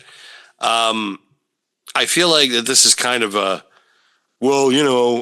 fought the other two members of the Shield. I got to face this one for the title. You know, I feel like it's just another box he could check off for his career, which, hey, man, like, great career. So, I mean, you could have that you could have that say that I've challenged all three of the guys that have been a world champion, which cool. You face the Shield trifecta. That's cool, I guess. But I don't know. I just this thing doesn't have any meaning, in my opinion. We still don't really even know what the fuck Mox's plan to save AEW is, anyways. Like, it's just he cuts these long, wrangling promos that mean nothing. Nothing. They mean jack shit. And yet, this guy is all of a sudden the fucking like end all be all end all. So, but what is he doing? What exactly is he doing? Yeah, I got nothing. But we'll move on from that point. This is gonna be a 2-part. We're gonna do this in 2 parts. So this is one post, and then we're gonna immediately follow it up with the other post. Then we'll talk about it. Because I think it's I thought this was just funny how this went down. I'm sorry. So the first post here is by Proud Smart. I will laugh when Penta fails in WWE because he's nothing but a traitor to wrestling. E-Drones wouldn't even know his name if it wasn't for AEW. That promotion they claim they don't ever watch. They sure popped for him, didn't they? Whenever Penta is playing fourth fiddle to LWO or goes a year without appearing on a pay-per-view, unless it's a battle royal, don't cry, Penta. Don't cry. You've had a company that respected you and you left them. Just like that traitor Cody. But unlike Cody Rhodes, they won't even bother with you in about 6 weeks. So that was Proud Smart's post. Okay, that was February 11th, 7:02 p.m. Okay, it's relevant because super producer Davis came right along at February 11th, 8:14 p.m. Kind of had some words for Proud Smart. Fans like Proud Smart just don't understand. Wrestlers are not required to stay with one company all their lives. Wrestling is an employment opportunity, not a slave labor force. Penta went to WWE? Oh well. Lashley went to AEW last year? Oh well. Who knows? Maybe in 5 years, they'll trade places again. Fans gotta stop acting like wrestlers sell their souls. David, I'm sorry, you spelled souls the wrong way, my guy. We're not talking about souls on our feet. To Triple H or Tony Khan, and let wrestlers work where they wish. First of all, just go back to Proud Smarts for a second. Dude, I think they're booking Penta like a king, so he's still going to be around in 6 weeks plus. Just saying. Just saying. Let's throw that Even though it was on Main Event this week, I think. But who cares? Yeah. The dude's going to continue to get booked. He's got a match against Pete Dunne again next week. Like, yes. He's going to get booked. Like, I'm sorry. Like, the best luchador in the world today at this point, I would say. You can make your argument that, well, Ray's still working. Like, yeah, and? Ray's also, 50 at this point? Yes. Like, he's in his 50. Yeah. Penta's still got some time to go. You look at other guys, too. I'm not going to sit there and say Dragon Lee is on either of their level, but still very, very talented luchador all the same. Yes. And listen, I'm waiting for that match because holy shit. Like, we want to talk about a modern day Eddie versus Ray, Dragon Lee and Penta would be an amazing match. I think what also they need to realize that, Proud Smart does. Yeah. Is that people might not know who Penta is from AEW. He was also on Lucha Underground. Yep. On the El Rey network. And he was also, I believe at one point, the Impact / TNA World Champion. I believe so. And I think more people. Intergender matches too. Yes, I believe with Chelsea Green at one point. Pretty sure with Io. Yeah, and he is on another level at this point. But what people need to realize is that, you know, he was Impact World Champion, and there might be more people now in the WWE universe, as far as fans are concerned, that either Googled Penta when he debuted, or they watched his matches on Impact Plus, or TNA Plus for that matter, because maybe they became TNA subscribers to watch Joe Hendry because he was on NXT. Jordan Grace was on NXT. There were several other talents that were on NXT that were from TNA. So maybe it's because of the crossover with NXT that they're involved with, and they're enthralled with Penta because of the work that he did in Impact. But yeah, there's a good, awesome distinction that he could have gotten all this buzz because of what he did in AEW. I don't know. I don't know the real numbers. I don't know the real story in that end. Is there something to it? Probably. Maybe there is. That, of course, that, you know, the only reason that people knew about him is because of his time in AEW. But there were other things that I think could have helped the case for people, instead of just coming out and saying just like, well, you know, they just know him from AEW. It's like, no, he was involved in other shit, dude. I mean, Like, listen, he worked with other companies. Listen, I gotta say it this way, right? I am going to be less, I don't know, nice about it, I guess. Who the fuck cares? Who cares? Who gives a shit where I know him from? Stop gatekeeping. Stop being that AEW fan that has to gatekeep every single wrestler that has ever appeared in AEW. And the minute they leave, you shit on them. Who cares, man? The gatekeeping, which has chased all the celebrity fans from watching AEW, She's a that has lot of chased fans. all of the female talent, the female fans that want to watch wrestling, because they have to be right, and they have to throw their point across and be like, you know, because they think that they don't care as much as they do, because they know all these guys from Japan, but they are dumb if they don't know who they are, because they don't put the time in that you do and things of that nature.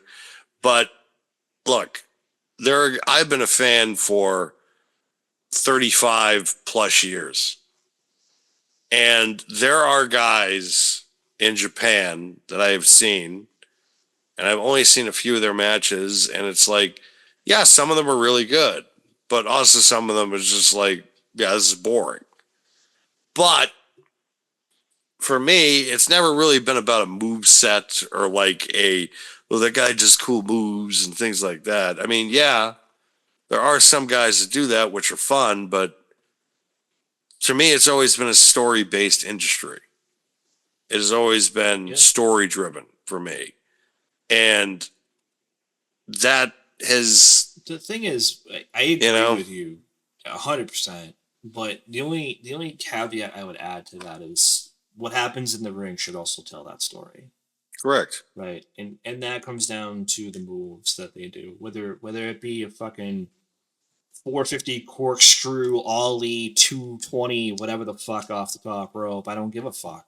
Like, if it makes sense in the moment and you're able to pull it off, by all means. And yeah, I know I just named a random fucking move that makes no sense because it's also a skateboard move. I realize that. Yes, thank you. But I just, in the context of what we're talking about, like, if Penta does that weird arm drag move, the sacrifice, and it makes sense in the moment, I'm fine with it. If Darby Allin wants to do a coffin drop or whatever the hell it's called, and it makes sense, I'm all for it.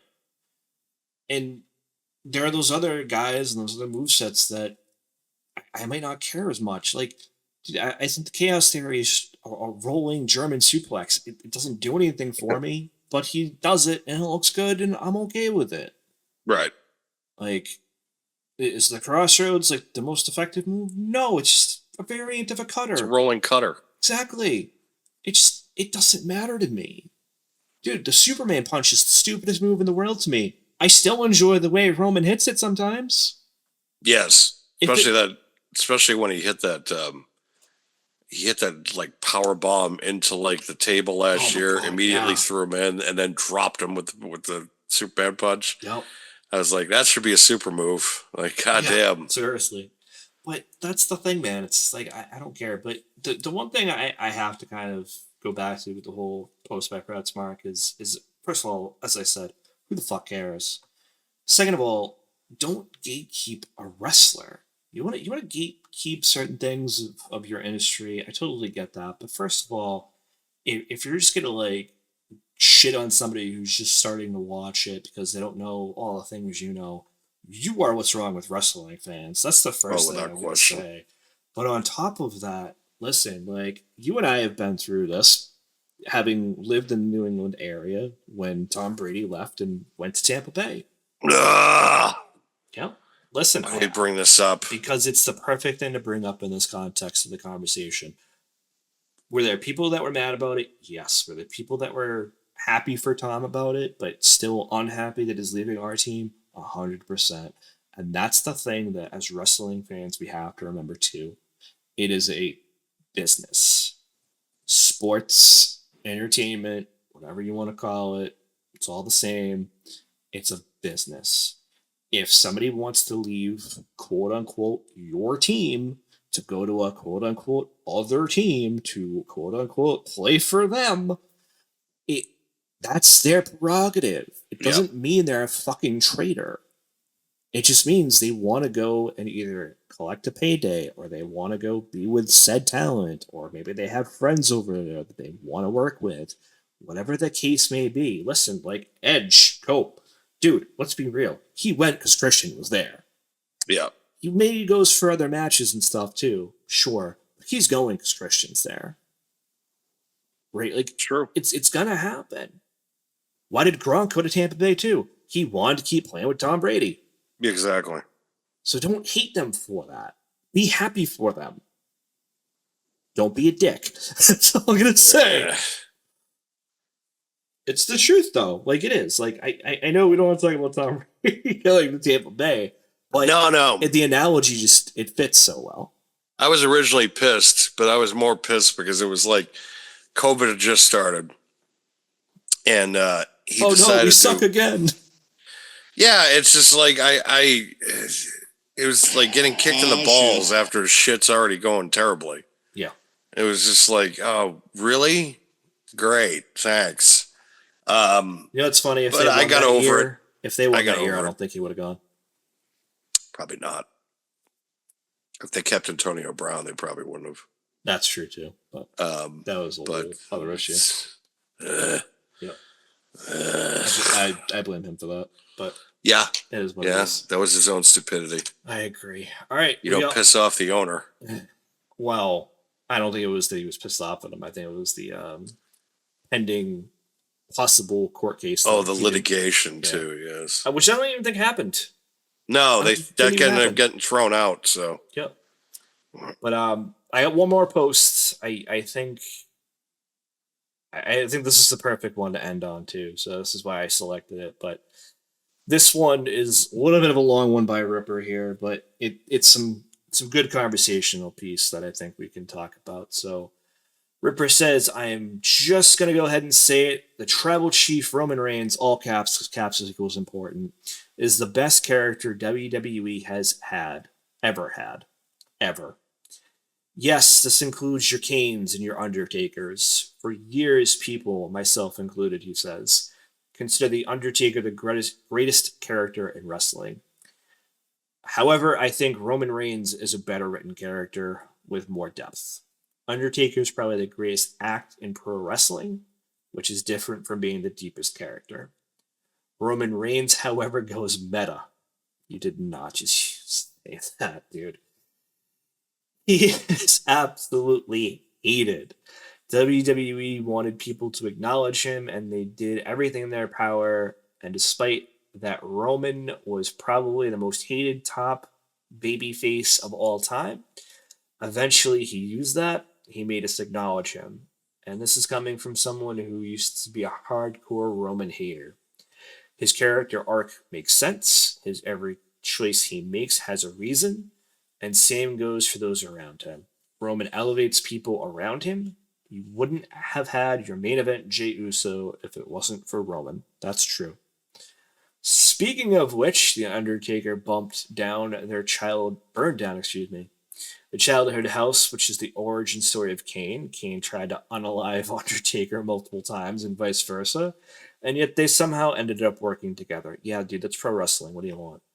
This works in a more cartoonish setting, which is not a bad thing, by the way. We often see Ash Ketchum and Team Rocket work together. Why? Wait, where did this go into like the anime references, bro? Okay. Moving on. But the fact that Roman cannot forgive Seth. The fact that Roman's character arc is so in ties with Seth makes him more real.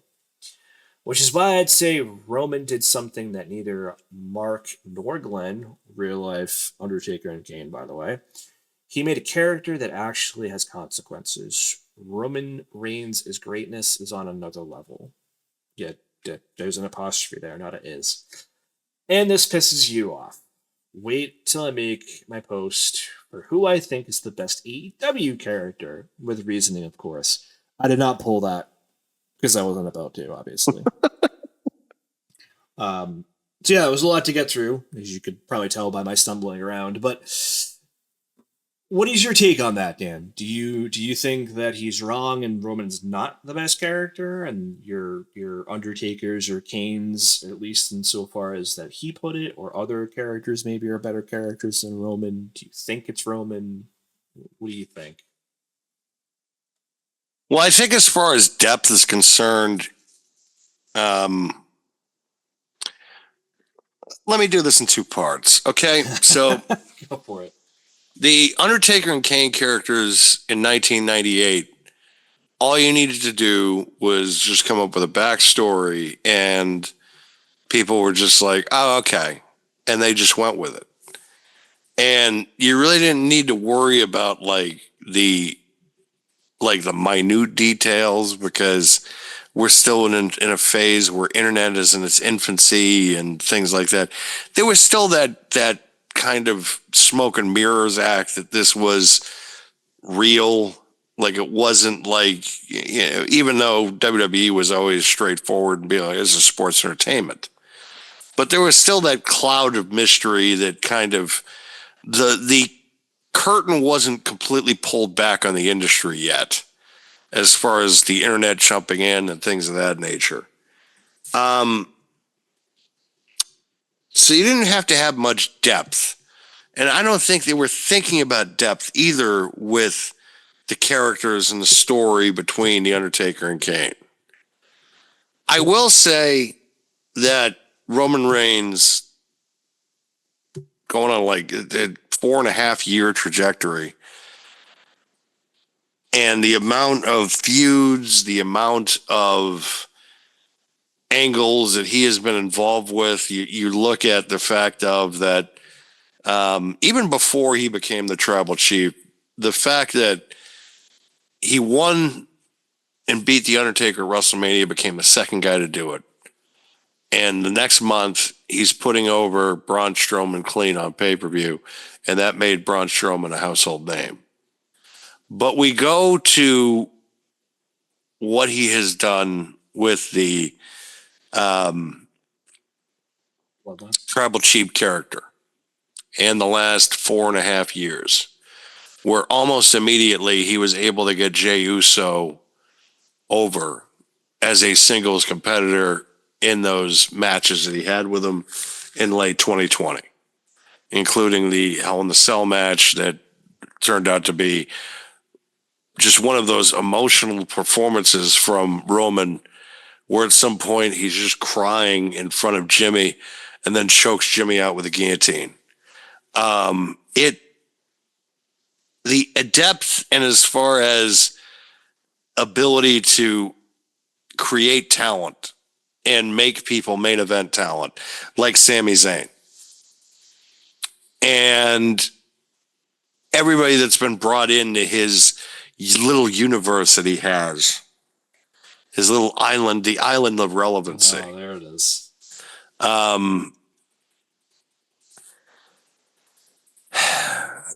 It is something that I'm not as far as the story is concerned, it has more depth than the Undertaker versus Kane story. But I have to put an asterisk in saying that it's still, we're talking 98 compared to now. Where 98 you don't have to be as detail oriented somewhat because you're not worried about YouTube back then. You were worried, someone might be taping this, like with a VHS player or something like that. That's what you were worried about. You weren't worried about YouTube. And Well, even to that point, right? To YouTube, right? Like, it's not even just that. It's how many social media hits am I getting on X, on Instagram, on Facebook, or whatever else? It's like you have to worry about that too now. Sometimes you do, and I feel like that he has been able to navigate that as champion with this whole character. I feel like too that it's just. He became such this, and he was a cool bad guy for the first couple of years. Then with the Sammy turn and things like that, that kind of got people to really hate him. And then all of a sudden, since SummerSlam when he came back, he got the roaring reception, and he's still getting the roaring receptions when he comes out.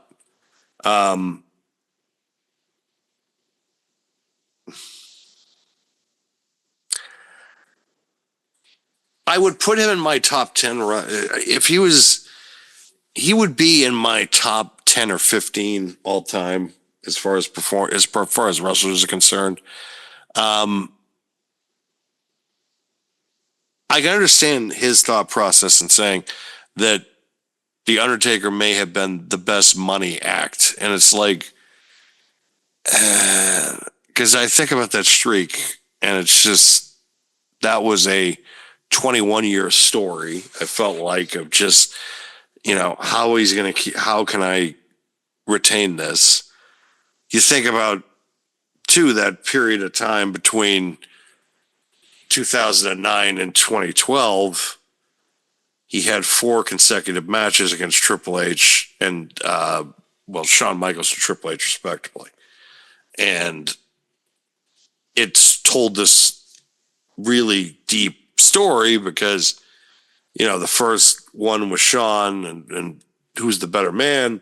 Second one, if I beat Shawn retires, and then Triple H loses to Taker, but Taker gets carried out in a stretcher and question about his health and his physical well-being. Then there's a Hell in a Cell match. So that was a 4-year arc.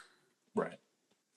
And that had more depth to it than the Brothers of Destruction, because the Brothers of Destruction, it's like they had this blood feud.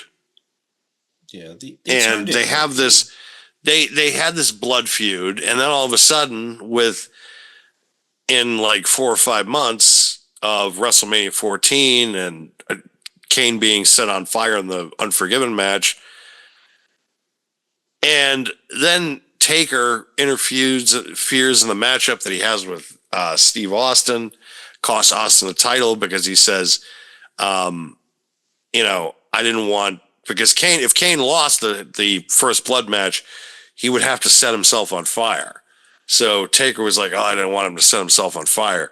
Yet he had just set him on fire 2 months earlier at Unforgiven in the Inferno match. So it's like, and he set the house on fire with his parents, supposedly, even though that was later told that it was Kane that set the house on fire. I don't know. I haven't seen that. I haven't sat down and watched that lore of that storyline in fucking years. So it's not like I've sat there and I'm a deep person that knows everything about that. But so I guess what I would ask you, right, is as a character though, drop the story for a second, especially when we're talking about Kane. right? As a character, do you feel the way that he feels in the sense that Roman is the better character, or do you feel it's the Undertaker? Or somebody else? The Undertaker is the greatest character in that company's history, just because of the fact that the man was a consistent money draw and was over from the day that he came into that company, even as a heel, to 30 years later when he retired at the Dead Man at Survivor Series 2020. He was always in a top level program. He was always taken seriously. And that was like that for 30 years, where 30 years he's doing every single possible thing that you could want. And as a character and as a performer, and I think Roman has done tremendous. Roman will probably go down as maybe the third best drawing money world champion in the company's history, behind Austin and Hogan, For now. which is in tremendous. Yeah, because I'm sure Cody's catching up. Oh, listen, I mean, we talked about it earlier too, but I mean, if it's not Cena, if it's not Drew McIntyre, and you put CM Punk in, I think you have a distinct possibility that years later, as a champion again, CM Punk might outdo his merchandise sales. He might. We don't know yet. I mean, No, the thing right. about it is we don't, because CM Punk is, I think, like 46 or 47, so we don't know how much he's got longer left in the tank with as a performer, as also as a level where he'd want to be world champion at that time. I do feel like, though, that him being champion has more meaning than now than what Cena was, because Oh, I agree 100%. you know, and that has more of a, I think, of a sentimental value to it than anything that Cena's doing. But that, you know, if it happens, it happens. I Thing can't is- sit here and argue. The thing is, yeah, no, I mean, me either. But when you compare the two of them, it's like Cena is doing it because it's like nostalgia. Punk is like, you can tell he still has a fire for this, Right. And that to me is the big difference, and the big tell that I would put it on CM Punk at least one more time before his career is over. Yes. But I don't know. I just this whole conversation about Roman Reigns, it's indicative of the business. I felt like that's why I pulled this one down, because you could sit there and say The Rock is the greatest character. You could sit there and say that Steve Austin is the greatest character. The Undertaker, obviously, you know, CM Punk's the one that you could maybe make an argument for. But CM Punk, I felt, built the character himself, and Yes. unlike Mark Calloway, it's kind of handed to him. And that's not a knock. Not a knock. It's not a knock at all. He took it. He ran with it. And I can't imagine anybody else playing The Undertaker, honestly, at this point. There would have been nobody else that could have played the character. I remember he was concerned that he was going to be Eggman because he thought he was coming out of the egg. Yep. And he's just like, oh man, I'm Eggman. And then he just they called him. they gave him the blueprint, and then he was the guy that had to run it, and he ran with it for 30 years. And it's just, when you draw that consistently, and also that streak at Mania, which was such a huge focal point. We just talked about it earlier, how if that was not a part of the cards for so many years, a lot of those WrestleManias would have just been utter failures. Yeah. Like, it's just, no one would have came because there was no stakes involved. But Taker, with that streak, like that was more meaningful. That was the main event for people at Mania, and nothing that the World Championship was on the line for. That's funny that you say that because of that year. Oh man. but yeah, there have been some great characters over the course of the industry. You talk about the Hulk Hogan's, you talk about the Ultimate Warriors, the Macho Man Randy Savages, the Bret Harts, And the Goldbergs, Ric Flairs. We know Shane. Flairs. We know. Yep. Oh man, there've been the Roddy Pipers. There's been so many great characters that some of these talents even thinking of just Kurt Angle right now. Like Kurt Angle was basically based on himself, just Yes. a much exaggerated version of it, and he did the exact same thing. He took it and he ran with it. I'm a dork. Yes, you are. We talked about Cope being Edge. We talked a little bit about Christian, obviously in AEW, but same thing. All these different just mesh of characters, and they've all made it work. And dude, you can even look at Dustin Reynolds or Dustin Rhodes, maybe if you want to call him that, as Goldust. One of the first real androgynous characters that wrestling had ever seen at that point. Yes. And just all these different characters, and yeah, there are definitely some that are more memorable than others, but I think that he has a point with Roman Reigns, and I think that when we look at guys like Triple H, right, who are going into the Hall of Fame for a second time, Right. Roman's going to be that guy too. He's going to go in once for himself. He's going to go in once with the bloodline. And who Oh, and the knows- Shield too. That's what I was going to say. Who knows if he He'll goes get with the 3. Shield too? Yep, exactly. He'll probably end up getting 3. Paul Heyman maybe gets Sing It One as the wise man. Who the hell knows, man? But this thing has had legs since he came back as the Tribal Chief. He's going to continue to have legs because I don't think he's going to be done anytime soon. No, I don't think so either. I don't think he's going to have the longevity that Taker did, but Oh, I don't think so either. But you who know, knows? with the there's not part-time many schedule. people. That's true. I mean, who knows? You're right, but I think it's just when you're going up against Taker, it's like it's hard to kind of go against the grain on that one, and it's It just is, yeah. I understand though, and there is a great argument with Roman. Don't get me wrong, and I'm not knocking his career because he's probably got one of the best 5-year arcs of any top star in that company. As far as considering that what he was also able to do for business in the last 3.5, 4 years, and just every WrestleMania since has just been more important than the next. That's going to be way heavy on his legacy in an extremely positive way. And I think he's a bigger star and has had a bigger impact in the industry compared to Cena has. It's the proof is in the pudding, folks.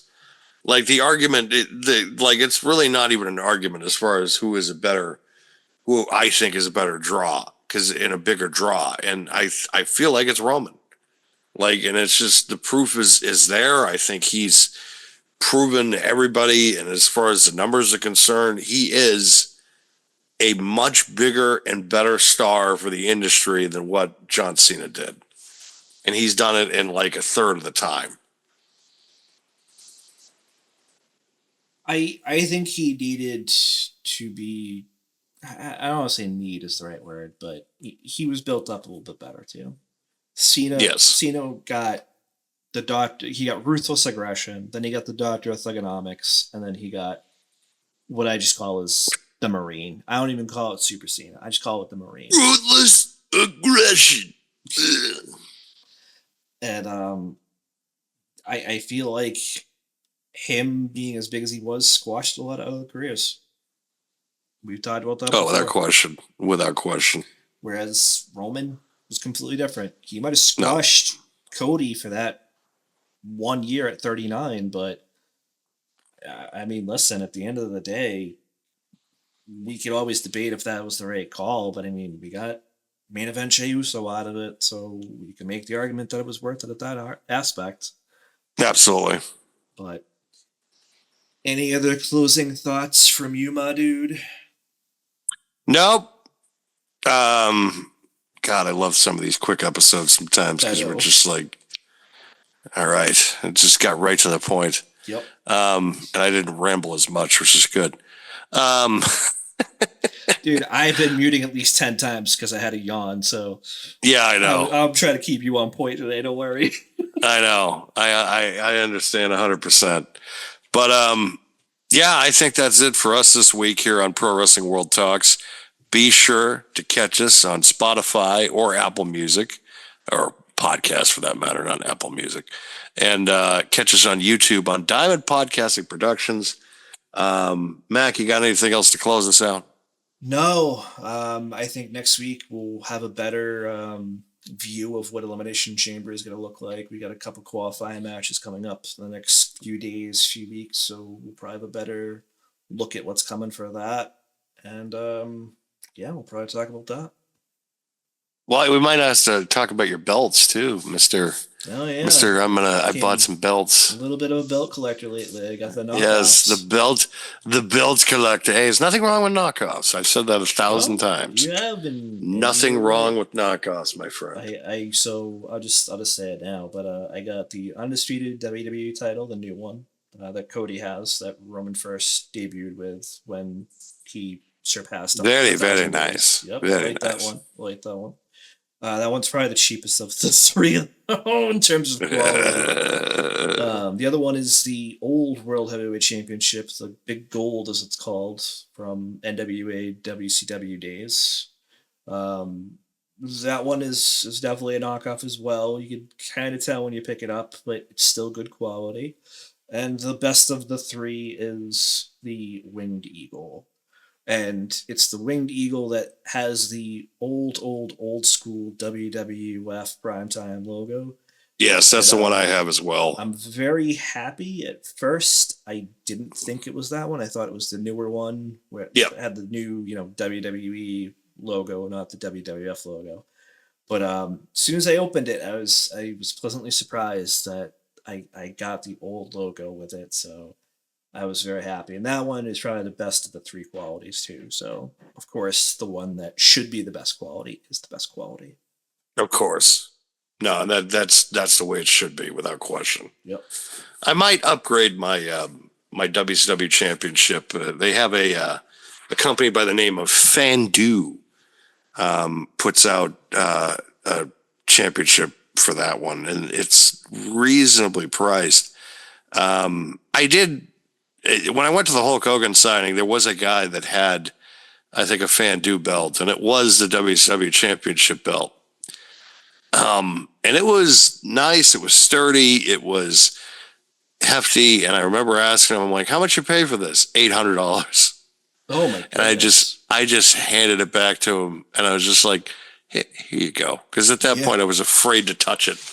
Because I'm like, ah! It's funny we're talking about this now. I was scrolling a little bit earlier as we were kind of talking about different things, and one of the things I saw on Facebook was that, and I don't know if this is confirmed or if it's a rumor, or maybe just somebody did a palette swap somewhere on Photoshop or whatever, but something along the lines of saying that maybe Tiffany Stratton will debut a new belt, and it's the same women's version of the Undisputed Championship, but it's got a pink background instead of the gold background.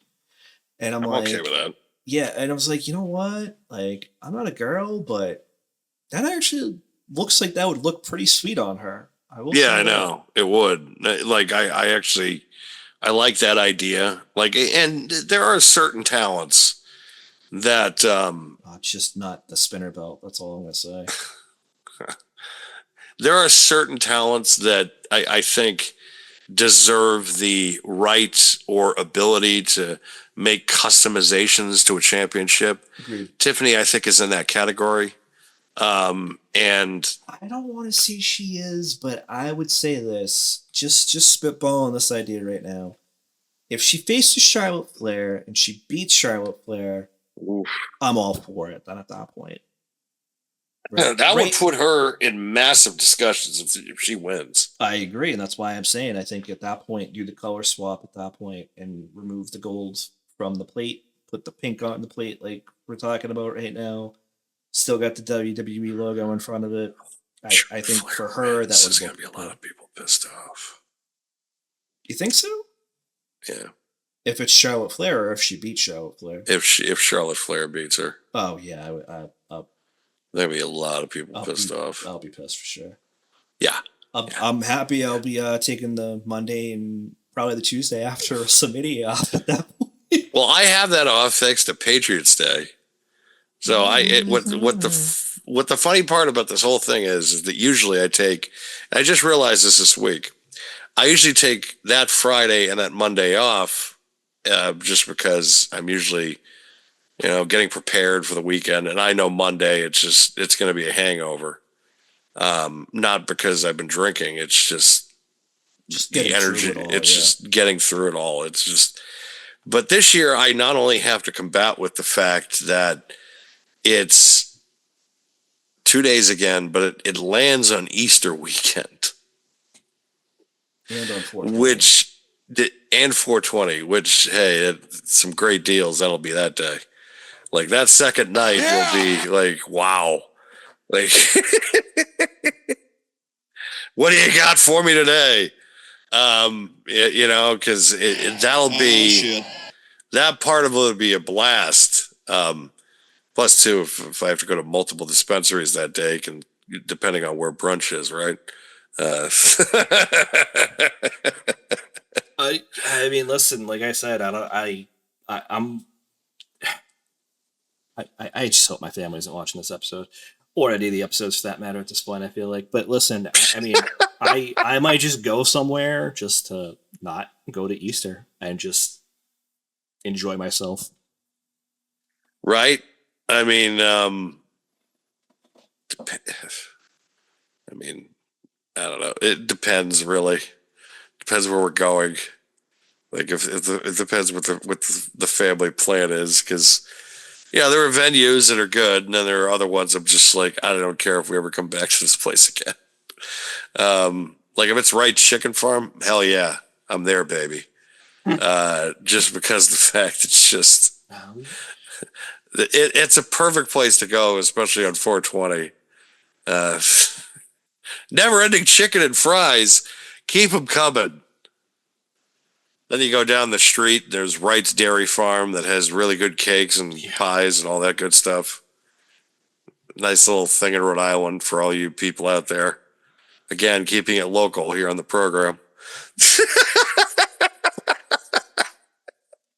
There's some New Englanders out there probably listening like, I love this. And then there's other people across the country that are like, what the fuck is he talking about? So now I'm hungry. Thanks. I'm sorry. All right. On that note, folks, we will bid you adieu. Bye. Oh, shit. Bye.